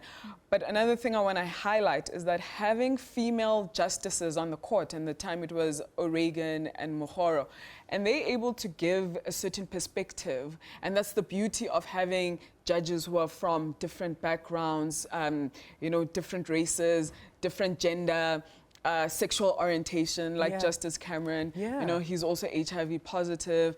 You have Justice Ngabindo, who has a very rural background, who understands that life. You know, so each of them, you have the DCJ, the former DCJ, who's been to prison, who was a political activist. Everyone brings something different to the table. And what Justice O'Regan was able to say in the case regarding prostitution, which I love, is that, yes, it does discriminate against women because you are criminalizing the selling of sex and not to the same extent the buying of sex. And I think, you know, sometimes only a woman can see it in that way, that unfairness, that the way that it's structured is that you're actually punishing women and the people that sell sex more. I mean, you have also rape cases where previously rape was defined as vaginal penetration and not oral. Or if anal. you can say, yes. And the court saying that, you know, all of it is violence. You know, it's all sexual violence, and that distinction doesn't hold in this constitutional dispensation. Other cases, Car Michelle, for instance, where a woman was attacked by a man who had been out on bail, and she sued the state because this guy wasn't supposed to be out on bail. And she received compensation for that. And that did a lot about the state's duty to protect women and to ensure our security. And I mean, I could go on. There've been a number of developments when it comes to gender. Yeah, and the just rape even and the dialogue. courts that have also been established to particularly deal with the scourge in the rise in terms of women abuse. But I mean, when it comes to equality in the workplace, let's talk about that, Londo, because I know there was a serious issue here, if I can mention, with the Reverend Mpotutu, who we all know is, of course, has a same-sex marriage to a partner. And this now brings a new direction into this whole constitutional thing versus what my rights are as a human being. How far are we in terms of, you know, putting light onto that grey area, so to say? So grey areas, or, you know, where the Constitution intersects with other belief systems. Yeah. You know, like culture and religion. Yes. Unfortunately, I feel, or fortunately, the Constitution settles that it's the supreme law of the land, right? And to allow exceptions based on, you know, different other systems of law or beliefs can be dangerous in that it can create pockets where injustices prevail. Yeah. So it's one of the things that can be, you know, used to criticize the Constitution in that you're trying to make this country homogeneous, like we are all the same and we all believe the same thing. But isn't that where amendments come in? I mean, I'm not so much a proponent for amendments right now. I feel like we haven't explored what we can do with our current draft as much as we can. Yeah. So I think there's a balancing. The whole Constitution is about balancing. You have rights, other people have rights. At some point, those rights clash, and you know, you take it to the Constitutional Court and you see where can rights be limited so that the ideals that we've adopted can prevail. So it's a tricky balancing act. It makes for interesting jurisprudence, I must say. Those are the cases that come and you're like, oh, okay. Or even in your own life, you know, where you believe one thing, but maybe it's not really explicitly endorsed in the Constitution, and you're like, oh, so, you know, what should prevail? And in my mind, to guard against injustices, I think it should be the Constitution. Further explored. But I mean, Luanda, when you talk about, you know, that the current draft of the Constitution should further be explored, it means that we ourselves don't understand. I mean, we've seen various cases where it's gone to the Constitutional Court and it's been proven that, you know what, you actually erred by not following this proper process. But this was actually enshrined in the Constitution. So it seems that even the judiciary sometimes misinterprets that Constitution. So who's going to get it right? I wouldn't say they misinterpret. I think you and I could read the same clause and understand it differently. But we've Isn't said that misinterpretation? No, it's not misinterpretation. I think people can have misunderstanding. We can have different interpretations, and I think that's why we have the governance that we do, in that we have the 3 branches of government, and we've said that the Constitutional Court will have the last word. So if you feel that the Constitutional Court is leaning towards a different direction, I think part of that is then, well, it's the executive that appoints judges. So if you care about that process. I mean, JSC interviews are now public and all of that. So, Yeah. I mean, you can influence things. So I wouldn't say they misinterpret. I think they're different ways of arriving, as long as you justify and you give reasons. And it's okay if you do that, if you give reasoning, logical reasoning. But you know what I also love? Lwando, speak to this. Our Constitution also allows for people, if there is a misinterpretation, to go on review. There are recourse, ways to find recourse if you have found yourself to be in a situation where you've misinterpreted a certain law. Exactly. So I think So in it's the judicial system, there are definitely levels you can go, but the ultimate, because at the end of the day, we need to settle disputes. It can't be an ongoing unraveling of issues, and that's the Constitutional Court. But the ultimate way of amendment is the 2/3 and the political process. I think a lot of people look to law and the courts to do a lot, but there's a lot that can be done in the political process itself.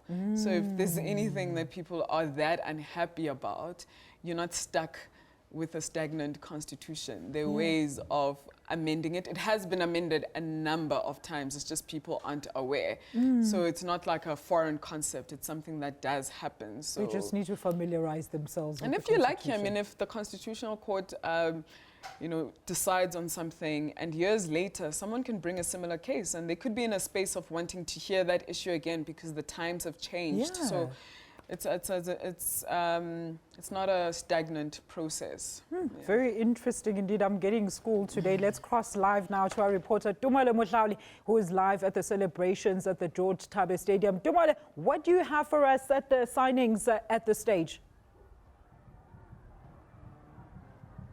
Well, the mood here is lifted considerably, and people continue to file in. Earlier, we also noted that there were some veterans, if I can call them that, survivors of course, the Sharpeville massacre. This was also the place where the Constitution was signed by former President Nelson Mandela into law and officially adopted as the supreme law of the land. And the crowds here have been in high spirits. A lot of people are very happy to be here, saying that it is important to mark this day and to celebrate our Constitution. I'm now joined by Minister John Jeffries. Minister, thank you very much, Deputy Minister. Thank you very much for speaking to us. Firstly, the significance of the day. Many people are saying that our Constitution is one of the most progressive in the whole world, but at the same time, because of its nature, it is ahead of its time. Do you think in its current state the Constitution serves the rights and protects the ordinary South African? That's what it's aimed to do. What's unique about it is it was one of the first constitutions to have socio-economic rights. And those rights in particular are aspirational, so it's not something that can be achieved overnight. But I think we need to see the Constitution as an aspirational document in many parts. Other parts of it set out exactly what must happen at the moment, right now. But also the Constitution is not cast in stone. There was provision when the Constitution was adopted for there to be an annual review of the Constitution by a Committee of Parliament. So the makers of the Constitution were very much accepting that things change. And yes, the Constitution's been amended 17 times since it was passed.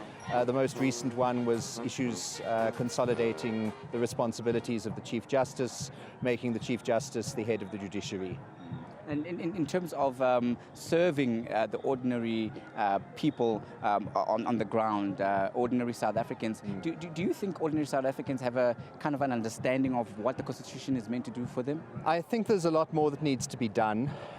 We are trying to popularize particularly the Bill of Rights and copies of or a publication of the preamble of the Constitution, Chapter 1, and the Bill of Rights have been printed and distributed to all high schools for, in particular, senior school learners, matric learners. So there's more that can be done, but I really would urge people to read the Constitution, everyone to read it. It is available in all 11 official languages as well as in Braille. And in popularizing the Constitution and urging people to read it, what is being done in government? I mean, you've already mentioned that it's available in Braille, but to try and simplify it, make it more accessible. One of the things about the Constitution which was quite unique is it was sent for plain language drafting. So it's a lot easier to read than many of the other constitutions around the world. Obviously, a lot of the Constitution is quite technical, but something like the Bill of Rights, I think, should be accessible to most people. I think the other important thing to realize with the Constitution is that it's the measure that other laws and actions of government and of society are measured against. So it of itself doesn't change necessarily somebody's life on its own. But then laws that are passed that have to implement the Constitution, that have to implement the Bill of Rights, that is what makes changes for people. And if laws that are passed that are not consistent with the Bill of Rights, then the Constitutional Court will strike them down as unconstitutional. We'll leave it there. Thank you very much for speaking to us. There was Deputy Minister John Jeffries just giving us an overview of why it is so important to celebrate this day where the Constitution was signed into law, and basically giving us context that the Constitution basically just gives an overview on what the country's laws need to be guided by. With that, it's back to you in studio.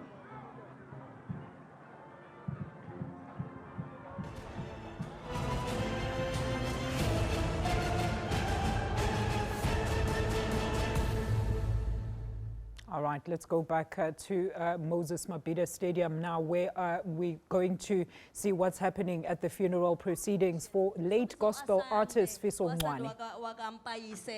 Siyazi uSifiso uNcwane Communications esilibekile iqhaza ehlonishwa kakhulu eyaziwa ngemsebenzi ngempela uma kuthiwa nje all star uyababona i-team yakhe uma ngabe sekuthiwa ade besebenza bayabaveza ku-Instagram bahambe bejabula nabo uyabona ukuthi kusekhaya lapha ya Ncwane Communications. Ngicela uAsande eze azokhulumela i-team yonke nje yase office lakhe.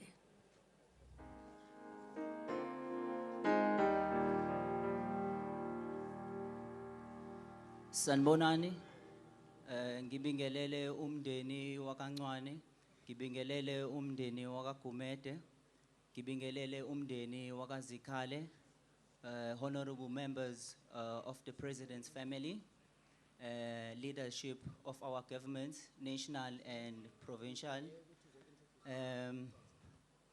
First of all, I would like to thank everyone for their support and prayers during this time. I don't even know much how to say, and I'm still in shock and surprise of what happened up until this morning, whereby Gizenga accept ukuthi the man of God has left us. Ubaba Ncwane was one of the people who we used to look up to, people who used to inspire us at the office, who used to motivate us. Ukusebenza kwakhe kwanzima bewusiqhuquzela nathi officeini ukuthi everything we do, we make sure ukuthi we keep the standard as the way he does outside of the people. Ubaba Ncwane was not a celebrity to people.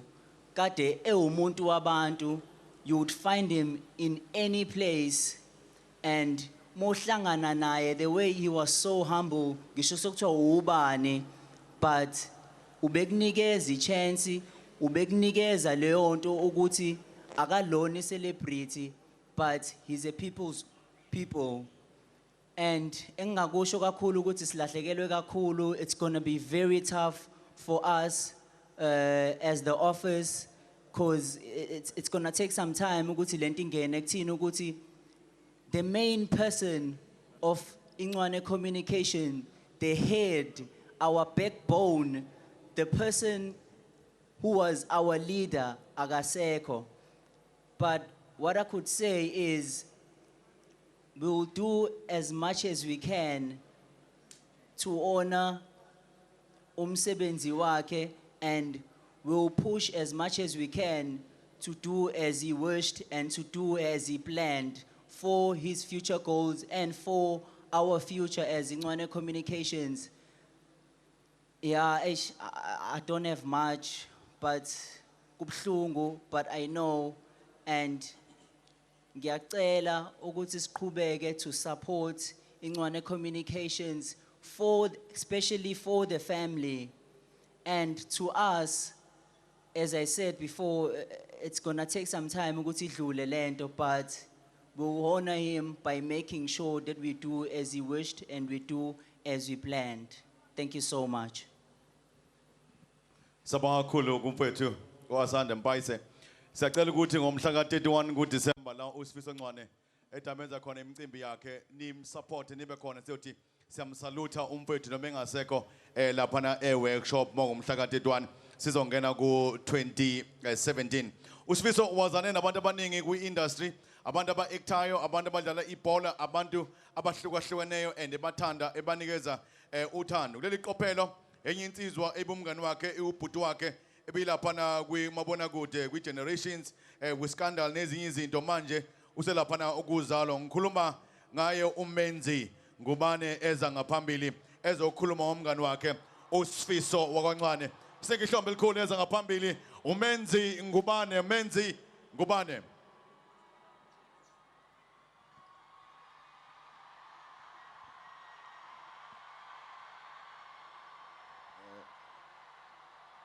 Sanibonani. Ngibingelele kakhulu kuzo zonke izikhulu ezikhona. Ngibingelele emndenini wakaNcwane. Ngibingelele uMrs Ayanda Ncwane. Duduzeka Nkosazana. Igama lami nguMenzo ngangubani Sibongo.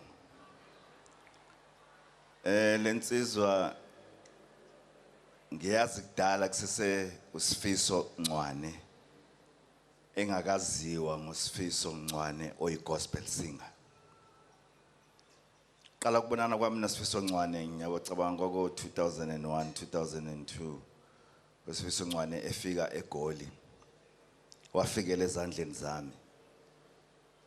Wafika uSifiso sa-connecta nje siqala ukubonana noSifiso. Wafika wathi bhuti wami ngihlale ngikubukela. Uyangidlalela bhuti wami, uyangidlalela bhuti wami. Ngabonga nami. Sahlala noSifiso. Uthe engitshela wathi bhuti wami ngifuna ukurecord i-album. Manje ngizama ukuthola indlela zokuthi ngikwazi ukuthi ngirekhode i-album. Kwahamba wakhona ubhuti okwakuthiwa uMax naye akasekho emhlabeni. May his soul rest in peace. uMax wahlanganisa uSifiso nensizwa uThepho Nzimande owaziwa ngoZuzimuzi. uThepho wamthatha uSifiso wamfaka e-studio. Warekhode i-album yakhe yokuqala. Njalo mebuya ukuyorecord uSifiso wayebuya eze kimi athi bhuti ngiyazama, ngiyarekhoda ngiyazama. Ngathi hayi Ncwane awuzami. Uzokwenza. Uthena beqeda ukurekhode i-album wayesethi kimi bhuti baye-remixa manje i-album sebeyayiqeda. Manje nginenkinga. Ngizoshutha isleeve kushuthi cover ye-album. Kodwa anginayo into engizoyiqoka. Ngathi kulungile Sifiso ngizobona ukuthi ngitholani endlini. Ngafika endlini ngavula i-wardrobe. Amehlo ama ahlala kwisudu eyodwa. Isudu yayi-navish bluish kanje. Ngangakayiqoke kakhulu. Ngathi le sudu le iyona engizoyinikeza uSifiso. Ngayithatha isudu ngafika ngahlangana noSifiso ngathi Ncwane nayi isudu ithathu hambe uyoyiqoka ushuthe isleeve se-album. uSifiso wangibheka, wabheka isudu, wathi esibhuti wami ngiyabonga. Ngiyabonga kakhulu. Ngizohamba ngiyishutha isleeve se-album. Nasengiqeda ngizoyithatha le sudu ngiyise e-dry clean. Bese ngiyibuyisela kuwe. Ngathi Sifiso no. Le sudu ngikupha yona. Ngifuna uhambe ukusuka la kule album yokuqala ngifuna udlondlobale waziwe. Noma ungasakhulumanga ngami kimi kwanele kodwa ngiyakwazi la usuka khona. Wathi uyabonga uSifiso. Kusuka ngalelo langa azange ngikhohle uSifiso. Ubethi njalo nayikhuluma ngami ngithi Sifiso ayikulungile eqhubeka ndoda ungakhulumi ngami. Nami ngikweyami indima. Ngihlakula kweyami indima. Nawe hlakula kweyakhe indima. uSifiso wangimema ukuthi ngize la eThekwini eICC nayirekhoda i-live DVD yakhe wathi ufuna ngibe khona. Ngathi noma nginqaba wathi bhuti angeke ngiyenze le live DVD ungekho ngifuna ube khona. Ngaze ngavuma ngeza ngaba khona ngalelo langa wathi nayirekhoda i-live DVD yakhe wangibiza ukuthi ngize stage la afika wachazela khona i-audience ukuthi lo bhuti lo nangishootha isleeve se-album yami yokuqala isuit engangigqokile ngayiphiwa yilo bhuti.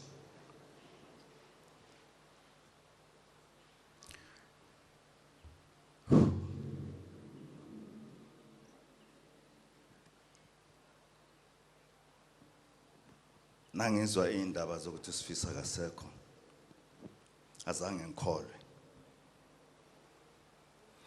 Bengishutha bengisesethini ngaleso sikhathi. Bekumsombuluko ngishutha isibaya. Ngiyakhumbula ngiya e-change room ngaswitcha on ifone yami kwangena ama-miss call amaningi kwangena ama-SMS kwangena yonke into ngazibuza ukuthi ifone yami akusiyona ifone ebhizi ngaleyo ndlela yini ngitholela ama-SMS ngayicima ifone ngabuyela esetini ngihamba ngaqhubeka ngashutha.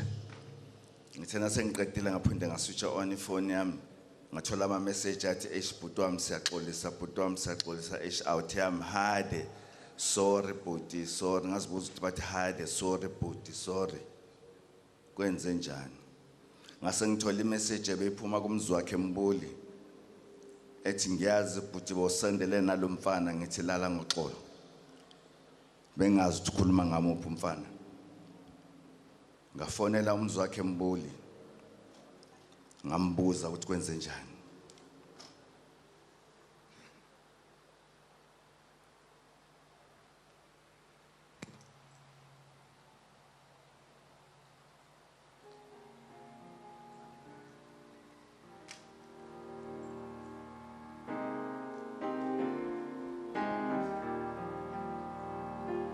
Ebunzimeni bambe sihlangana nabo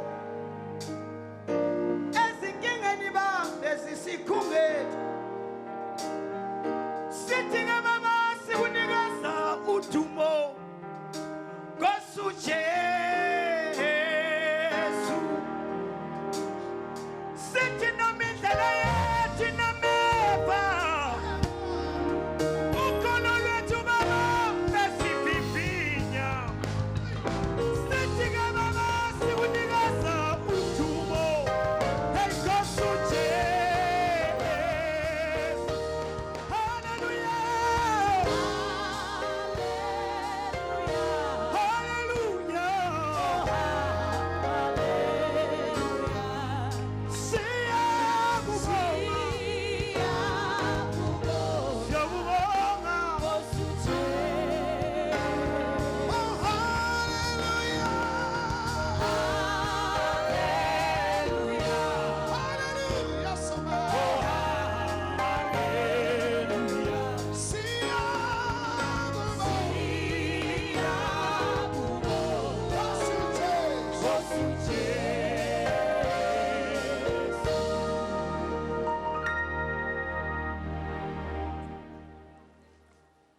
Umzi wakhe wathi kimi uSifiso akasekho. Ngadropa ifone ngaphinde ngadayila futhi ngathi umzi wakhe uqinisile wathi ngiqinisile but ngayidropa ifone azange ngikholwe. Ngenhlanhla nangithi ngiyaphuma ngahlangana nensizwa uNhlanhla Mzilalose. uNhlanhla wafika wamaphambi kwami ngambuka ngathi Nhlanhla kuyiqiniso wathi bhuti sekwenzekile kuyiqiniso.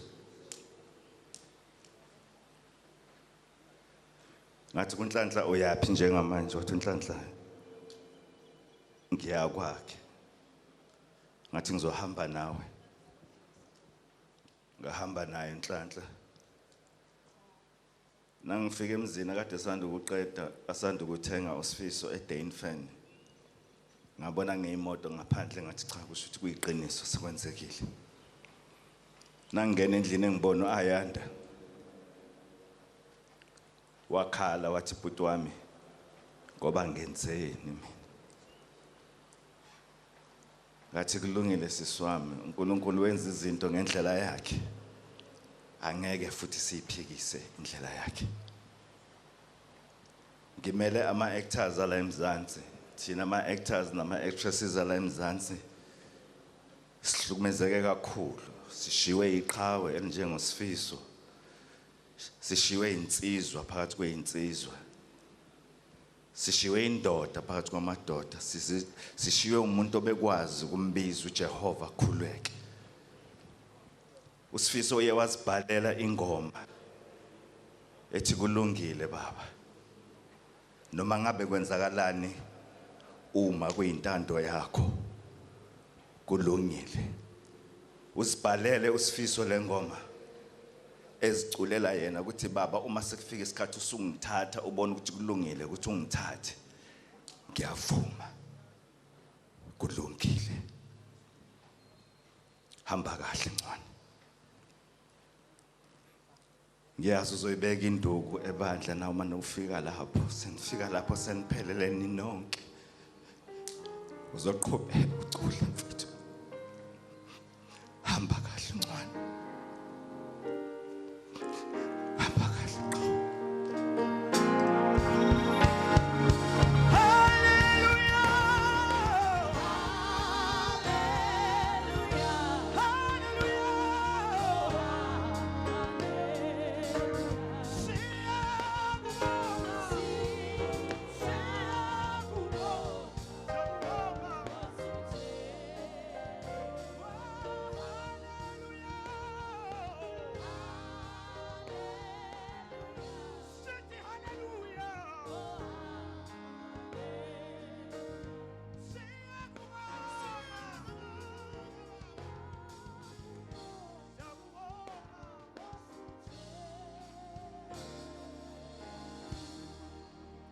Hallelujah, sakubonga Nkosi Jesu. Amazwi amakhulu asho mfethu umenzi ngubani uyazi ukuthi kubhlungu kakhulu abantu babuka emakhaya babona ukuthi kubhlungu kodwa iqhawe libekile induku ebandla. Kuleli qophelo omunye futhi womngani wakhe uSifiso umfoka Ncwane olapha kwisibaya uNhlanhla Mdlalose simbeke ihlombeza ngaphambili. Amen.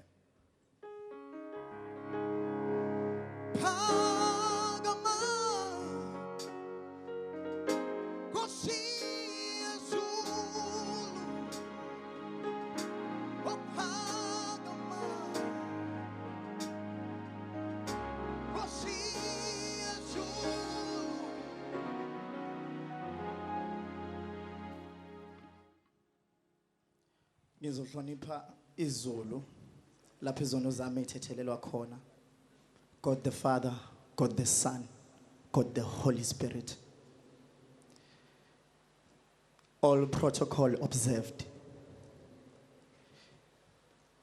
Siyabonga South Africa. Siyabonga. Ngihloniphe umndeni wakaNcwane. Ngihloniphe umndeni wakaGumede. Ngihloniphe umndeni wakaZikhali. Ngibingelela abafundisi. Ngenhlonipho enkulu.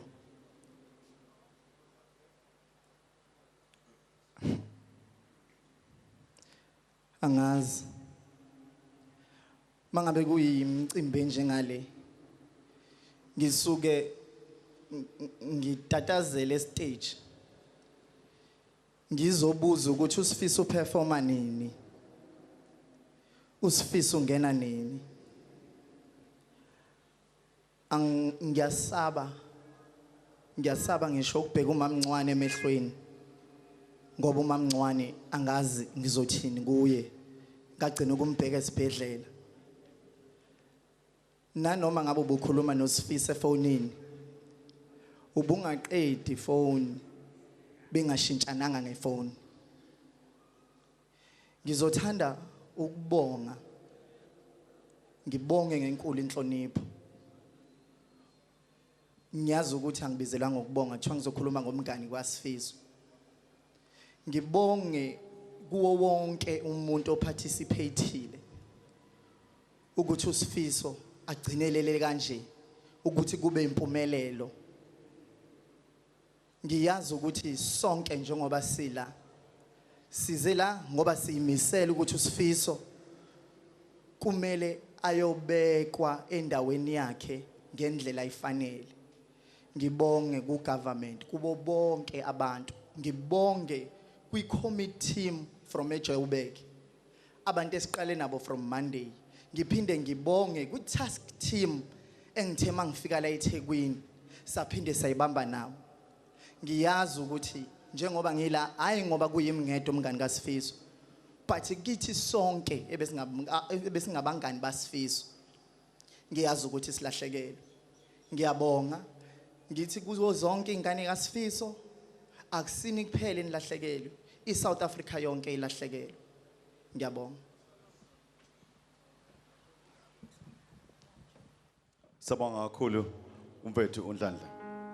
Makuza kwi motivation eMzansi Afrika, uma kunje ke sidinga abantu bazosikhuthaza, bakhulume nathi, bakhulume no South Africa yonke, bakhulume nomndeni wakwaNcwane, bakhulume nonkosikazi kaSifiso, bakhulume nezingane, abantu abaningi eMzansi Afrika. Umuntu uba nombuzo oyi1 ukuthi why esemncane ena 37 years, why lembali eqhakazile, yini lembali enjengaleni ukuthi makunama stadiums kuma festivals angene uSifiso Ncwane. Mawukhuluma ngoSifiso Ncwane ebengena kwi festival yeKwaito ngo12 ebusuku perform. Mawukhuluma ngoSifiso Ncwane ukhuluma ngensizwa ebifika noma sekusekuseni esuvala umcimbi afika perform uSifiso umfoka Ncwane, akhombise igalela, akhombise ikhona, akhombise igift anikezwe uNkulunkulu ongumqalisi nomphelelisi wazo zonke izinto, onguJehova omenza ukuthi abe khona emhlabeni.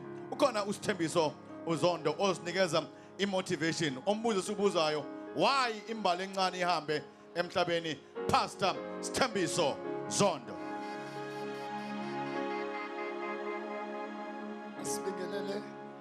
Asibingelele ihlobo zonke, ifamily kaNcwane, izikhulu zonke, all protocol observed.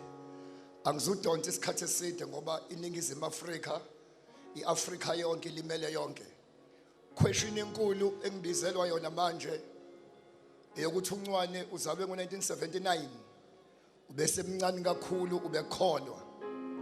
Kwenzeka kanjani uthi umncane kangaka umsaba uNkulunkulu ukholwa bese uNkulunkulu yakuthatha? Ngibuzwe omunye ethi Zondo nikholwa, uNcwane uhamba kanjani? Umbuzo loyo wonke umuntu ayibuza wona eningizimu Afrika. Ogani my brother phansi. Umbuzo esiyibuza wona eningizimu Afrika ukuthi yenzeka kanjani into enje. I-answer enginayo usemotweni usestadium, uNkulunkulu akanandaba ukuthi uphila iminyaka emingaka emhlabeni, kodwa into ayibheka kakhulu ukuthi kuminyaka oyiphilile yini oyenzile. Akunandaba ukuthi uphile 20 years, mawuphile 20 years usisa umhlaba usenhlizweni kaNkulunkulu, kunokuphila 80 years kanti uthakatha abantu, rape abantu. Impilo masifika ngale ayizumethwa ngeduration kodwa izomethwa ngedonation. uNkulunkulu mawuyisalukwazi akakuncomela ukuthi gogo wisikhokho uze waphila una 90 years, kodwa into azokuncomela yona ukuthi uphile kule minyaka oyiphilile yini into ongathi uyenze emhlabeni. I used to say life ayimethwa ngeduration kodwa imethwa ngedonation. Akunandaba ukuthi usumpunga unentshebe ungakanani. What matters eminyakeni oyiphilile ubasizekani abantu. Ukukholwa akusikona ukuhlala iminyaka eminingi, akusikona ukumemeza kakhulu, kodwa ukuphendula lo mbuzo usizeba, umphathiseba, uphakeleba, usulinye empezikaba. uNcwane uyidlalile indima yakhe. Masalwa izandla zethu isuke ifumbathile. Mangabe sesifa sisuke sesiyidedelile izandla. Mangabe sizalwa khona sikuphethe. Uma siphila emhlabeni sizoqathaza into ekade siyiphethe. uNcwane uyiphilile iminyaka yakhe, icula liculile lithi makuyintando yakho baba ulishila emhlabeni noma engasekho, kodwa ukuthi baba kulungile ngeke kwashintsha lokho. Wonke umuntu eningizimu Afrika akayibuze ukuthi njengoba uphila uphilelani. njengoba kufa abantu ababalekile kanti wena usele uphilelani mawuyisalukwazi wonke lo 8 years uphilile kade wenzani emhlabeni wonke umuntu nosuku lakhe wonke umuntu nomgcibelo wakhe njengoba sila sisesibukweni ekufuna kuyibuza ukuthi mhla kufika usuku lakho engabe abantu babe bethini ngawe ayikho inyoni endiza ingahlali phansi ayikho imbali eqhakaza ingabuni akekho umuntu otop ongekaye phansi azikho inyembezi engeke some alikho ilanga lingashoni ayikho imvula enganqamuka ukuna wonke umuntu unosuku lakhe sibuze lo mbuzo mhlazane wena uhambe emhlabeni siyokhala noma sothi saphumula yini. God bless izandla enkulu izandla enkulu izandla enkulu izandla enkulu.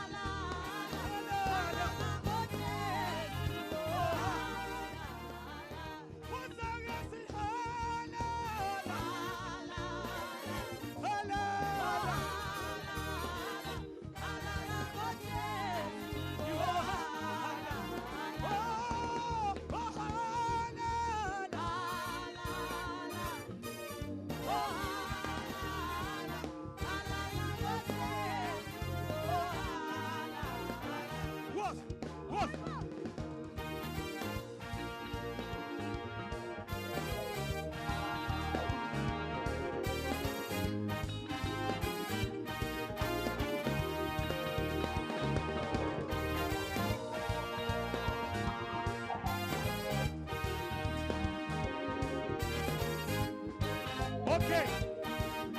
Nasa yintalezo yi. Yenu yasingobela.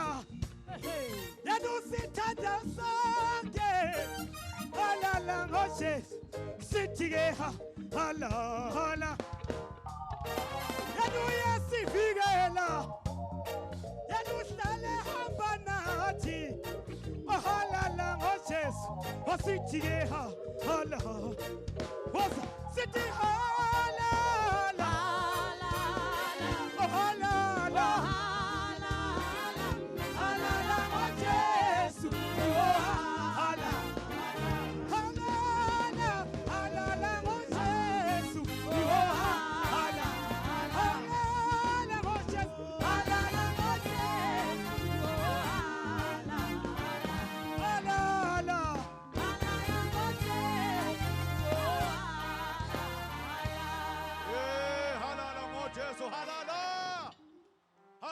Jesu halala. Amen. Halala ngoJesu. Ipendi kaSifiso Ncwane leyo uyibonela ngaphezulu ishaya kamnandi. Bakhona abaculi baningi esobanikeza ithuba leli qopho lo ngicela ukubiza omunye oyilunga le band kaSifiso Ncwane uMr Simphiwe Mzelimu simnika ihlombe eza ngaphambili egameni lenkosi amen.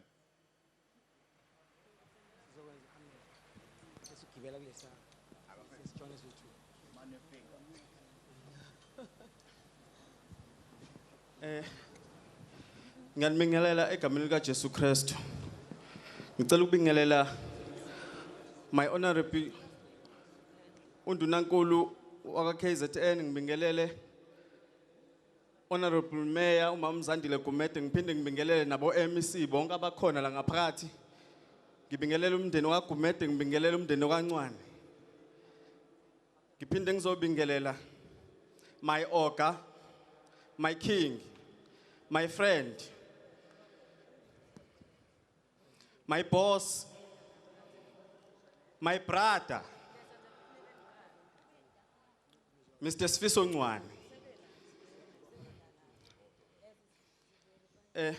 Ngizoba mfishane bazalwane njoba ngimelana amadola ayaveva.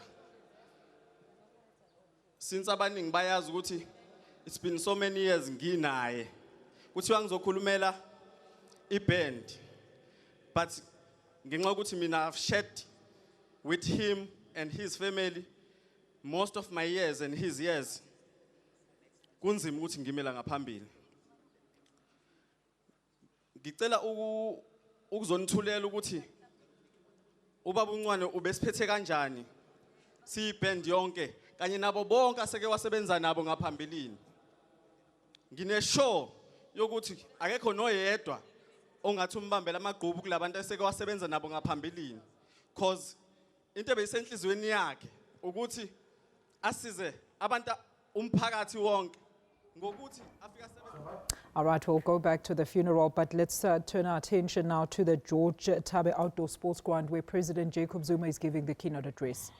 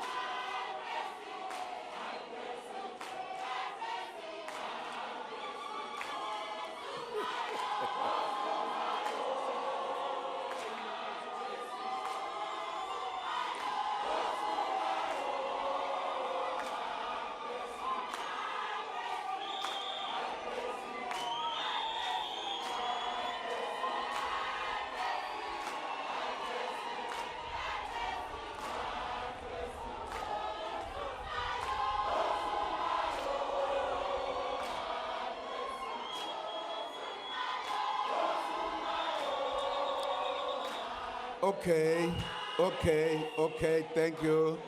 Thank you very much. Thank you very much indeed.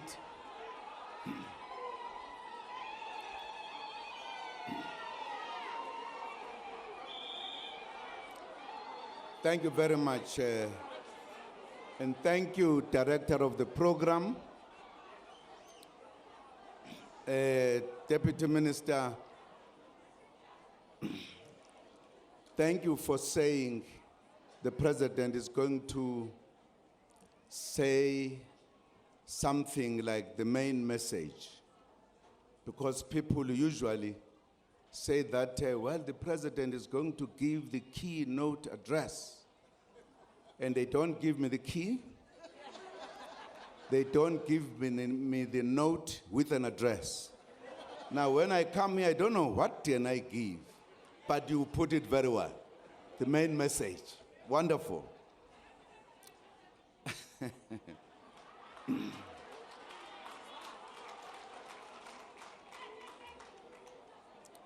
Deputy President Cyril Ramaphosa, Acting Chief Justice Ray Zondo. If you are in a place of the Chief Justice, you are acting here. In other words, is Justice Zondo, Ray Zondo, who is representing the Chief Justice. Abantu benkantolo, they are very specific.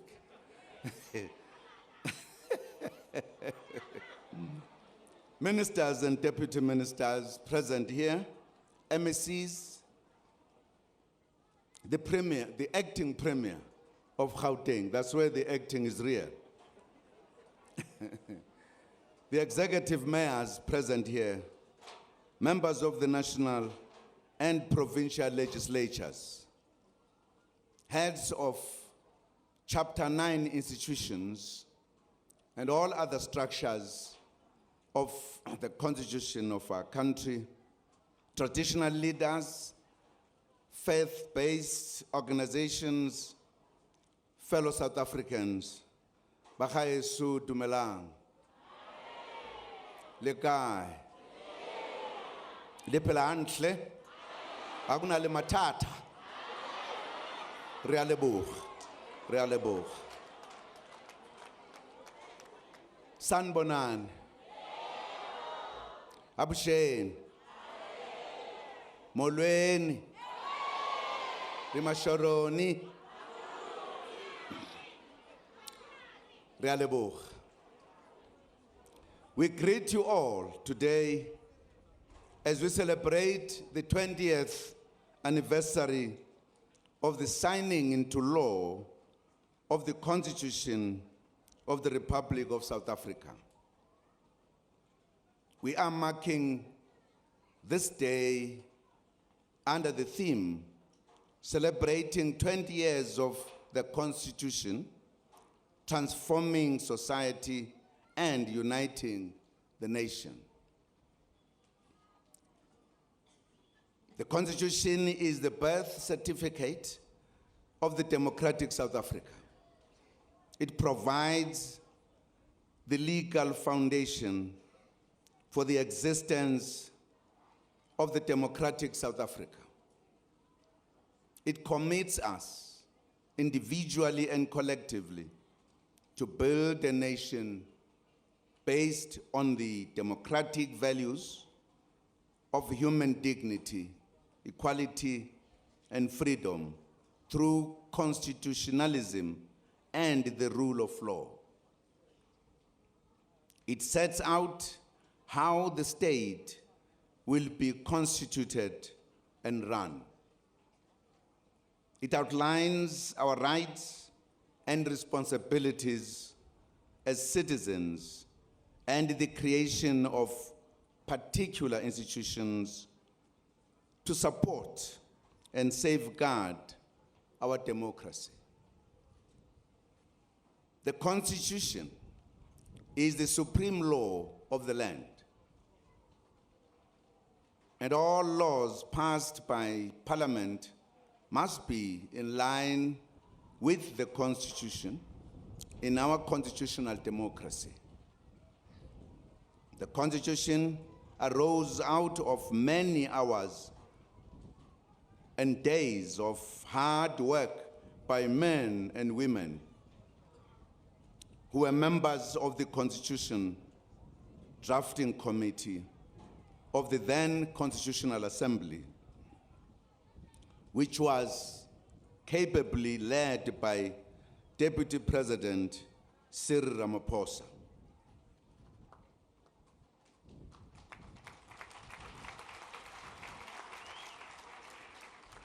In March, the same way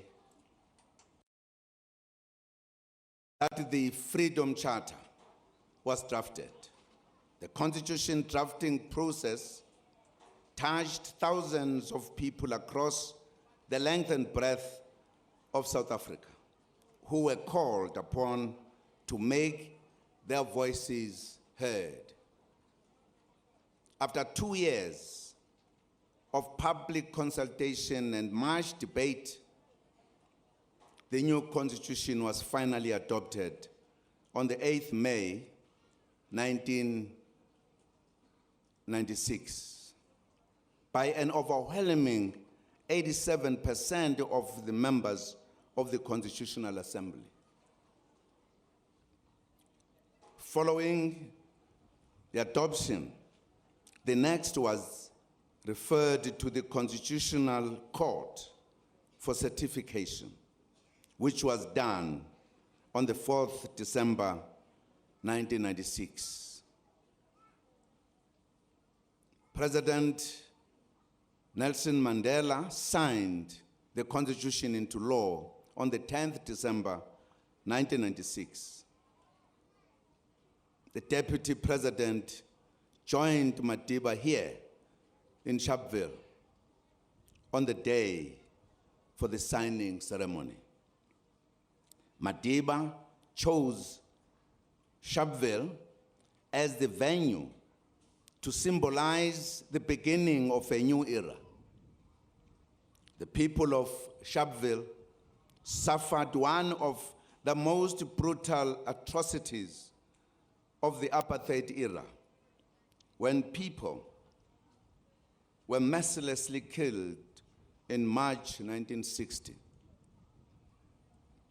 Today is also International Human Rights Day, commemorating the day in 1948 when the United Nations General Assembly adopted the Universal Declaration of Human Rights.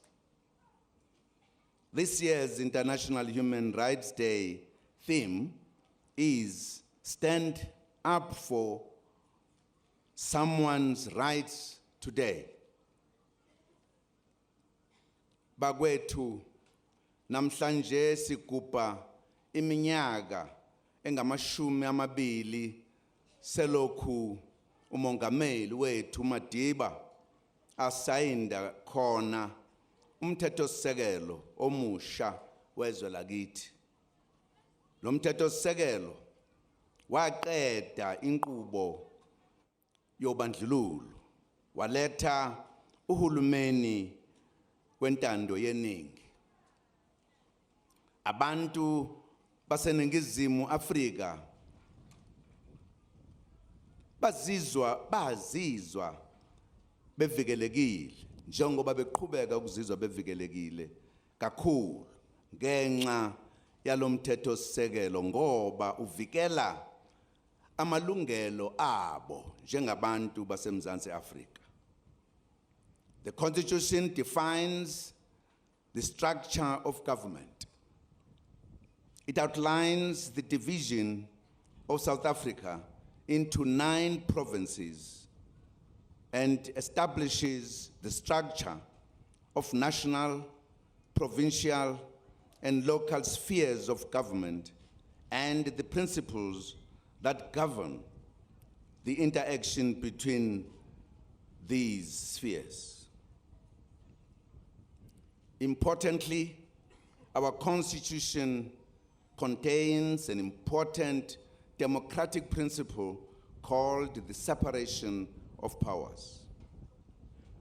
That means that the power of the state is divided between 3 different but interdependent components or arms, namely the executive, the cabinet, the legislature, parliament, and a single independent judiciary, courts of law. A key feature of the Constitution is a well-developed system of checks and balances. These include judicial review, the independent judiciary, legislative oversight over the executive, and the establishment of Chapter 9 institutions, which are mandated to promote and protect various human rights. Courts are trusted, are trusted final arbiters in disputes in society. To maintain this role, our judiciary needs to jealously guard its independence, impartiality, dignity, accessibility, and effectiveness. Let me repeat this one. Very important. To maintain this role, our judiciary needs to jealously guard its independence, impartiality, dignity, accessibility, and effectiveness. Other arms of the state must support the judiciary to maintain this role. Access to justice continues to improve in the country. Last month, a new high court was opened in Limpopo, thus ending the need for the people of Limpopo to travel to Gauteng to access high court services.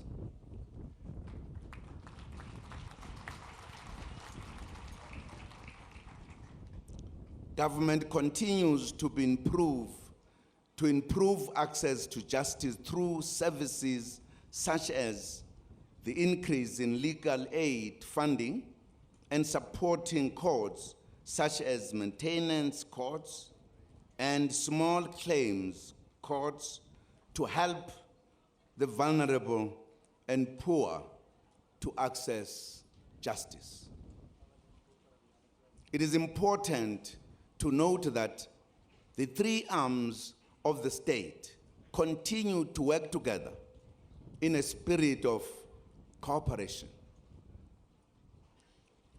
Where problems arise, these are discussed and resolved. An important meeting took place last year at the Union Buildings to discuss problems in the working relations between the executive and the judiciary for the first time ever in our democracy. This was a very important signal that the system works and that mechanisms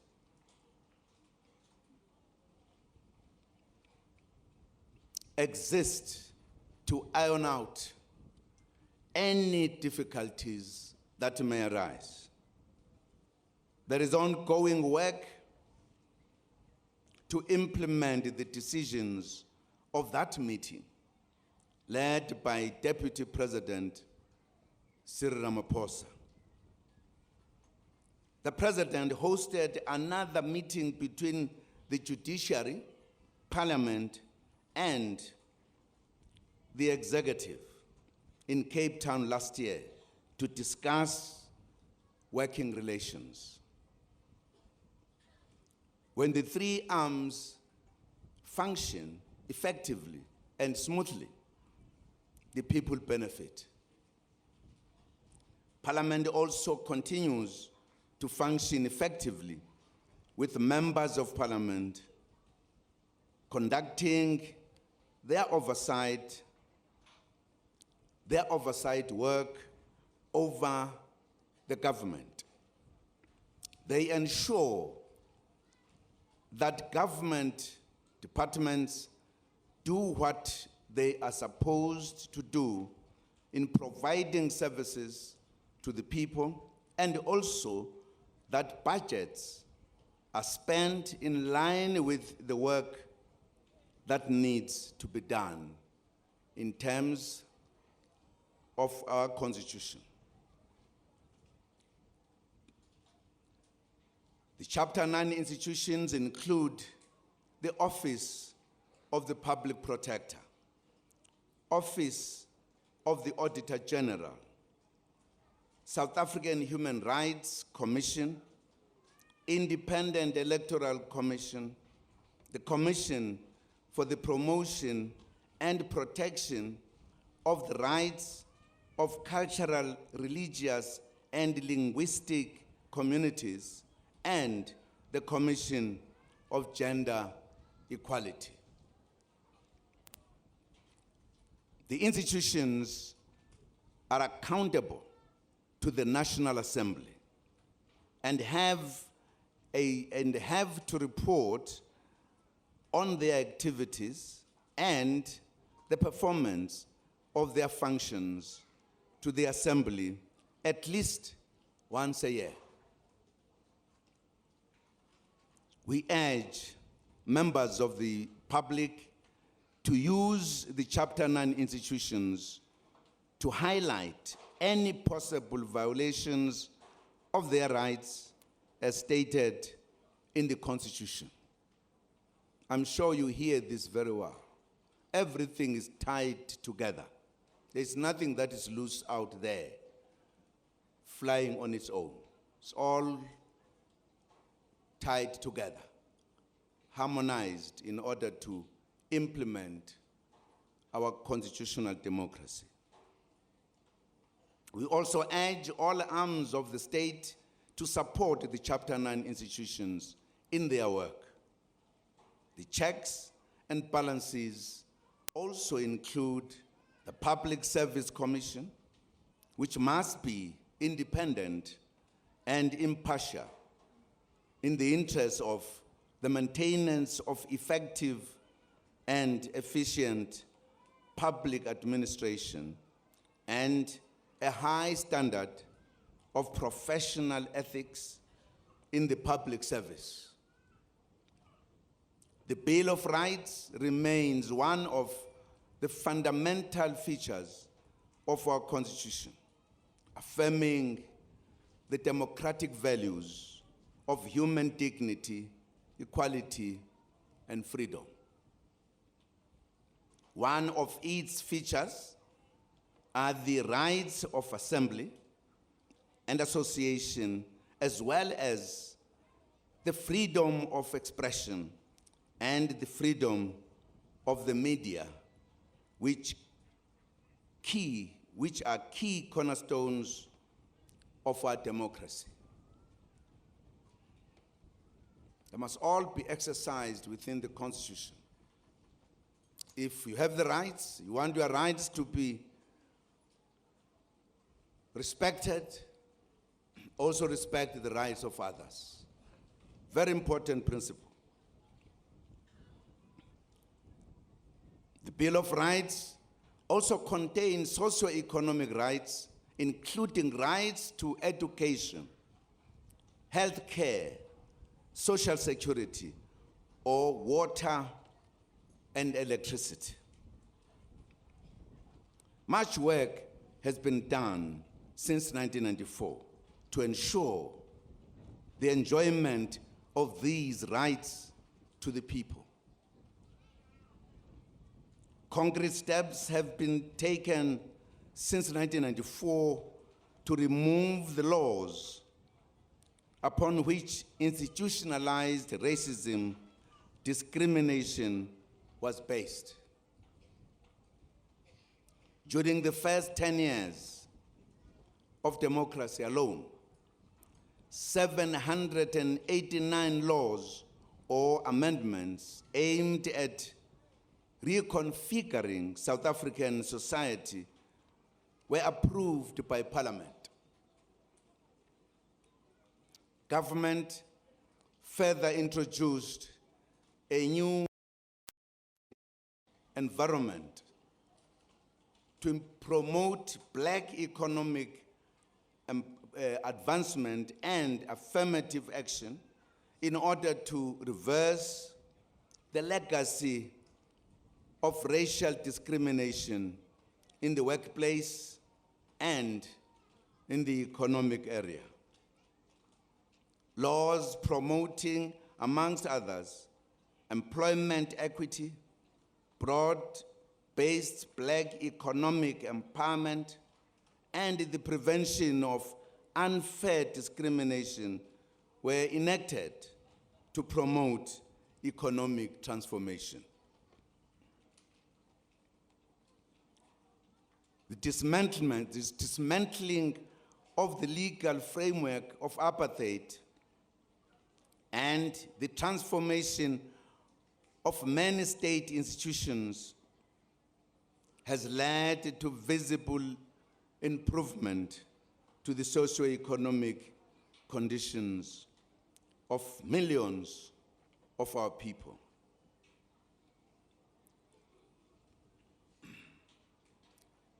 Let me underline this because it is absolutely important to underline important points. When people talk about South Africa, particularly in comparison to other countries, they always forget this fact that South Africa has a history that is different from others, wherein the greater majority were excluded from the mainstream laws or whatever you call it, including the changing of education to have education that was specifically meant for the black majority, which was not the quality education. And if you deal with the problems in the continent, in South Africa, and you analyze the performance of South Africa, you forget that fact. You put it in the same level like countries that never experienced this, you are missing the point. And unfortunately, many of our analysts, including local analysts, don't forget that we come from very far. We are still trying to address the legacy of apartheid. Important to know that. In other places, there was no need to do the kind of things we are doing because those kind of challenges were never there. There is no country that can tell you it had to repeal so many laws that were discriminating against other people in economy, in politics, in social services, etc. We are dealing with that. And if you analyze the South African situation, take that into account. Because if you don't take it, your analysis is not accurate.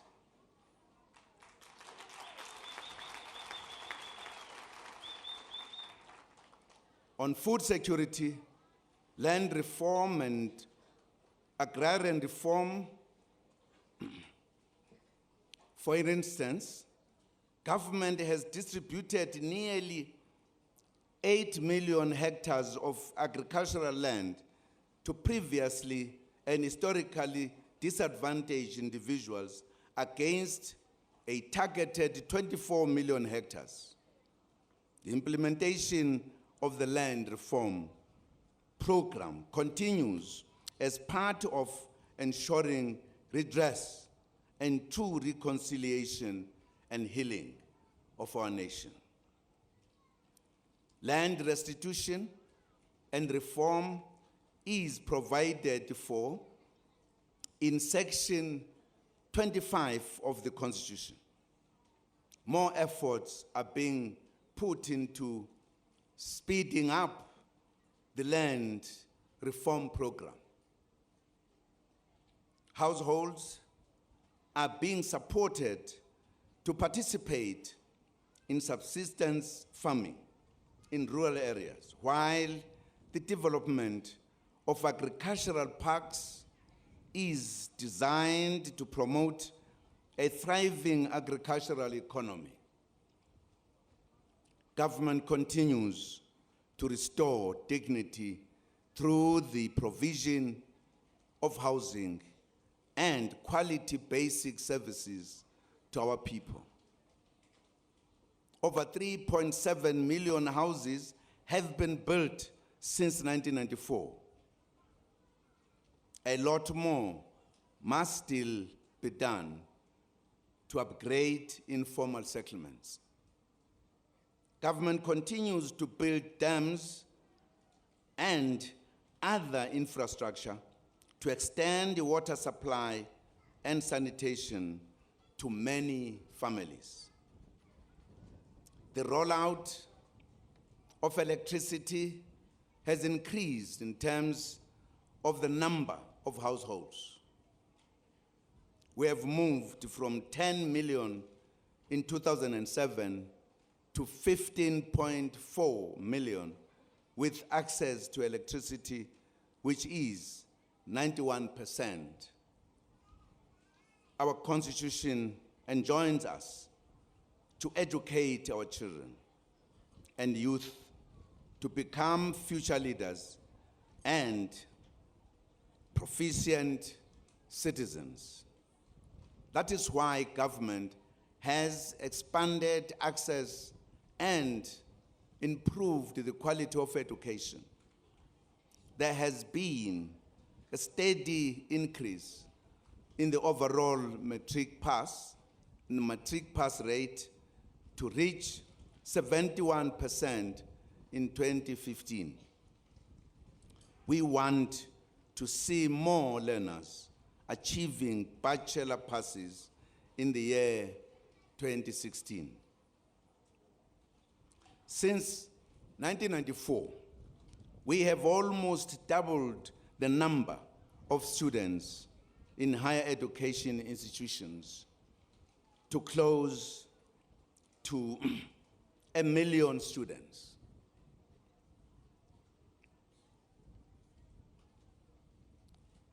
Environments, training, and vocational education and training colleges stood at more than 700,000 in 2014.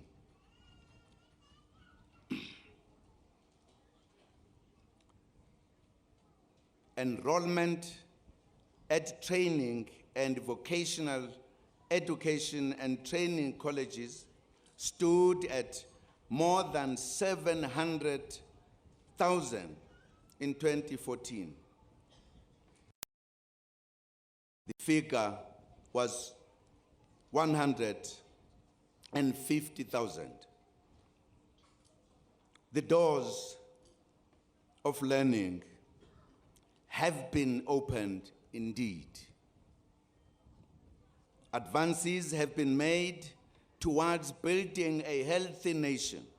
South Africans now live longer, with an average age being 62 years in 2014. More importantly, we have made dramatic inroads in the fight against HIV and AIDS. Uhulumeni wentando yeningi, intando yabantu, ususindise izimpilo zabantu abaningi abaphila negciwane lesandulela ngculazi. Ngokubanika amaphilisi, sikhuluma nje badlulile ezigidini ezintathu abantu abathola ukwelashwa osekwenze izimpilo zabo zabangcono, bakwazi nokusebenza nababengasakwazi ukusebenza. Konke lokhu kwenziwa ukuba khona komthethosisekelo, ngoba umthethosisekelo uthi abantu badinga impilo engcono.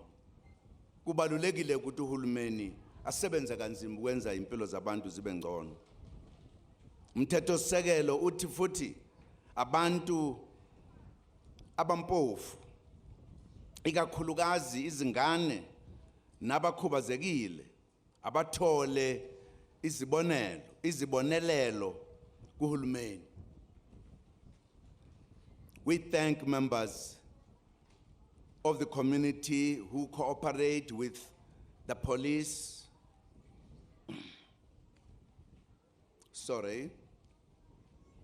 Beqile ezigidini eziyishumi nesithupha abathola izibonelelo zezingane ezabadala nezabakhubazekileyo.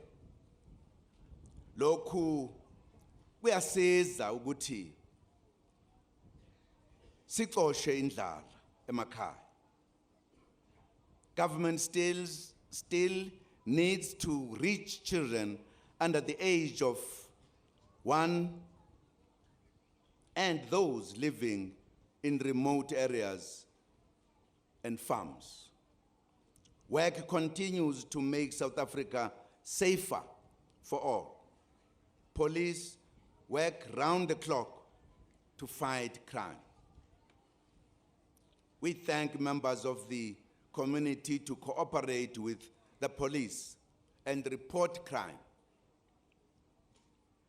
We also extend our gratitude to members of the public who do not engage in unacceptable behavior such as buying stolen goods, which perpetuates crime. Compatriots, the Constitution says we must heal the divisions of the past. In this regard, we all need to play our part in building a non-racial society. The recent report of racism in the country indicate that more work must still be done to fight racism. However, we should also acknowledge that a lot of progress has been made in promoting unity in our country. We will not allow a few racists to win the day and take us backwards.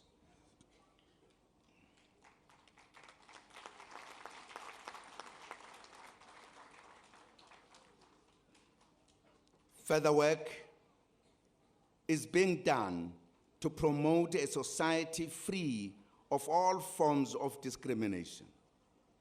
Government is leading the process through finalizing the National Action Plan to combat racism, racial discrimination, xenophobia, and related intolerances for implementation, working with key stakeholders.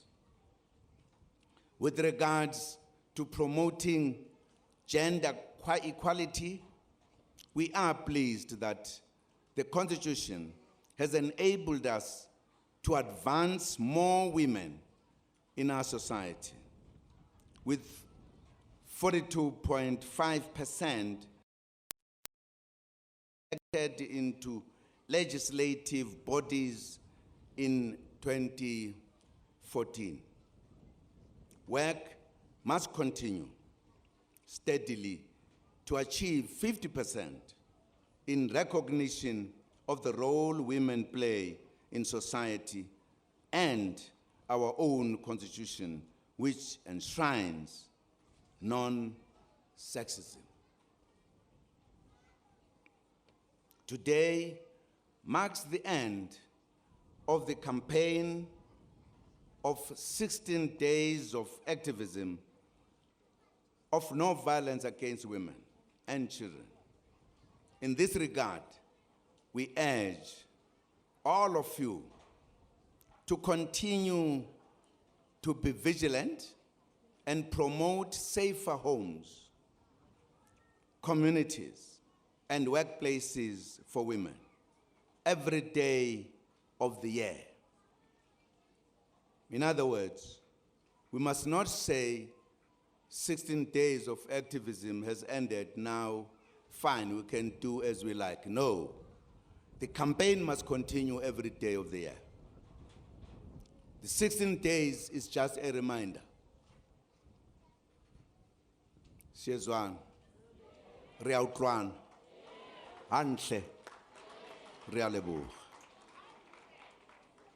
Women have a right to safety and security.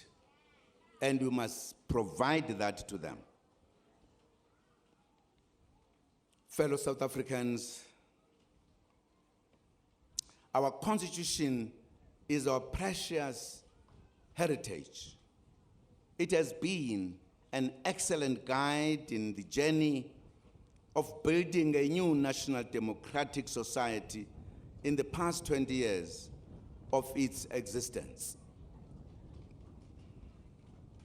Let us stand together as a united, sovereign, democratic state and strengthen our efforts of building a nation free from poverty, inequality, and unemployment.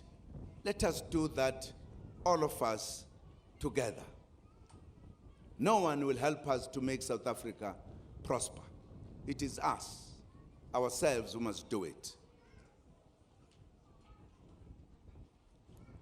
Compatriots, it is my privilege and honor, on behalf of all arms of the state, to congratulate South Africans on the 20 years of a milestone of a constitution that has guided us.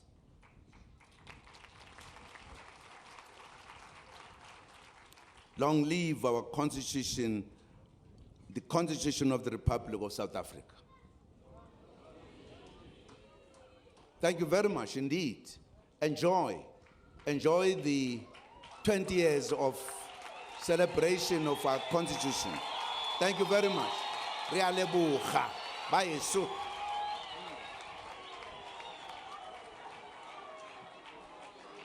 Jacob Zuma waekona emzabalazwe. Jacob Zuma waekona emzabalazwe. Emzabalazwe. Emzabalazwe.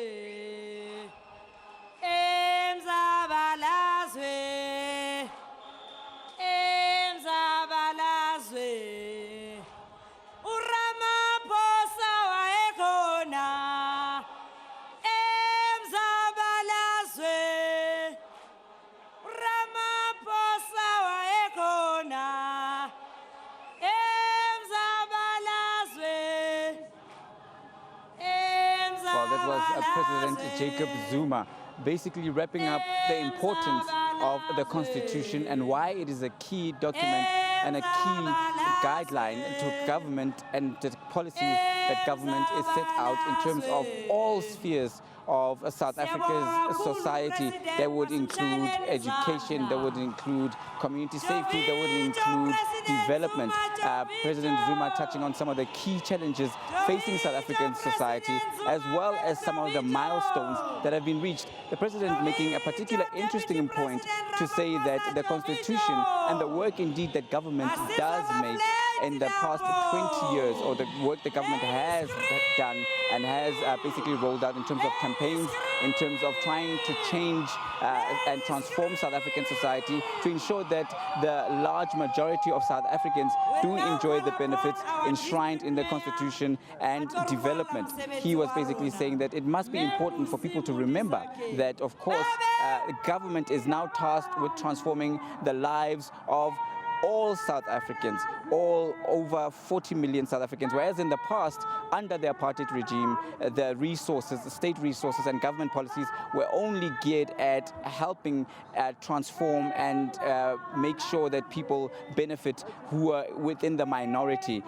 Many people were looking on very attentively and listening to the president, and some of the other key issues that the president did take care to address and to speak to were some of the success stories, if I will, that government has achieved in the past 20 years under the Constitution, with thanks to the Constitution, to ensure that the majority of South Africans, as I've highlighted, do enjoy a better, improved quality of life, making sure to highlight the fact that there's still some way to go. However, within the 20 years, South Africa is on the right track of the 20 years as being guided by the Constitution of the land. Sinxuse bakithi ngenxa yesikhathi nanemvula nayibona ukuthi njani ukuthi siyazi i-tribute ka Sifiso Ncwane kodwa mawuza ngaphambili ushanga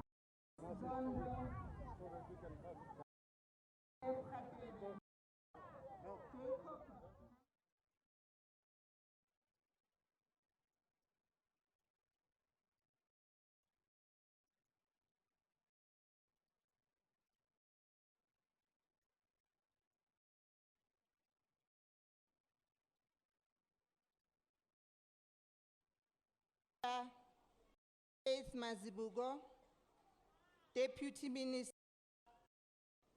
Buti Manamela, our public protector Busisi,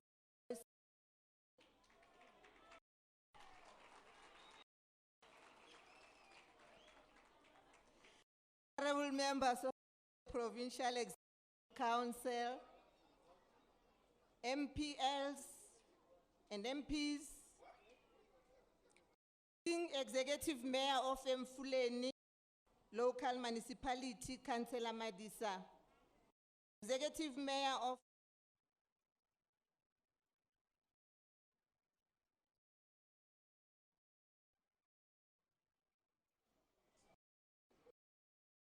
the traditional leaders, Mr.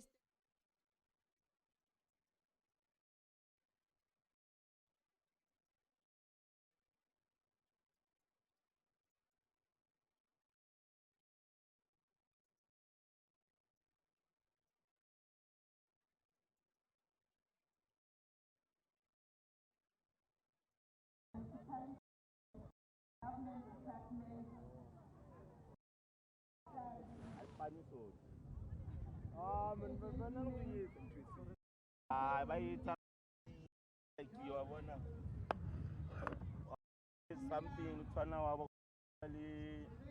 must fall. The cameraman spoke the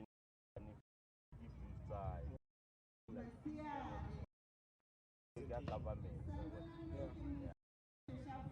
It's not strictly very SABC. Yeah. Because it's a sector the SABC government. Even if it's SABC. But what I'm saying, give it the government. When I cover this city, don't have it covered.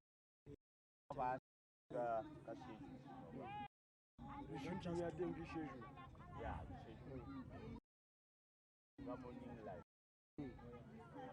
That's all from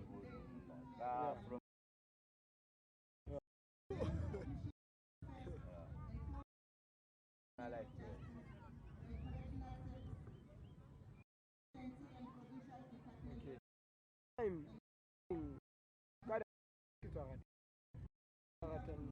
Something, when an event, the new event is not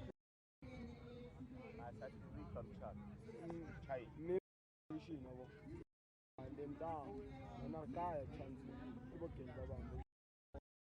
maybe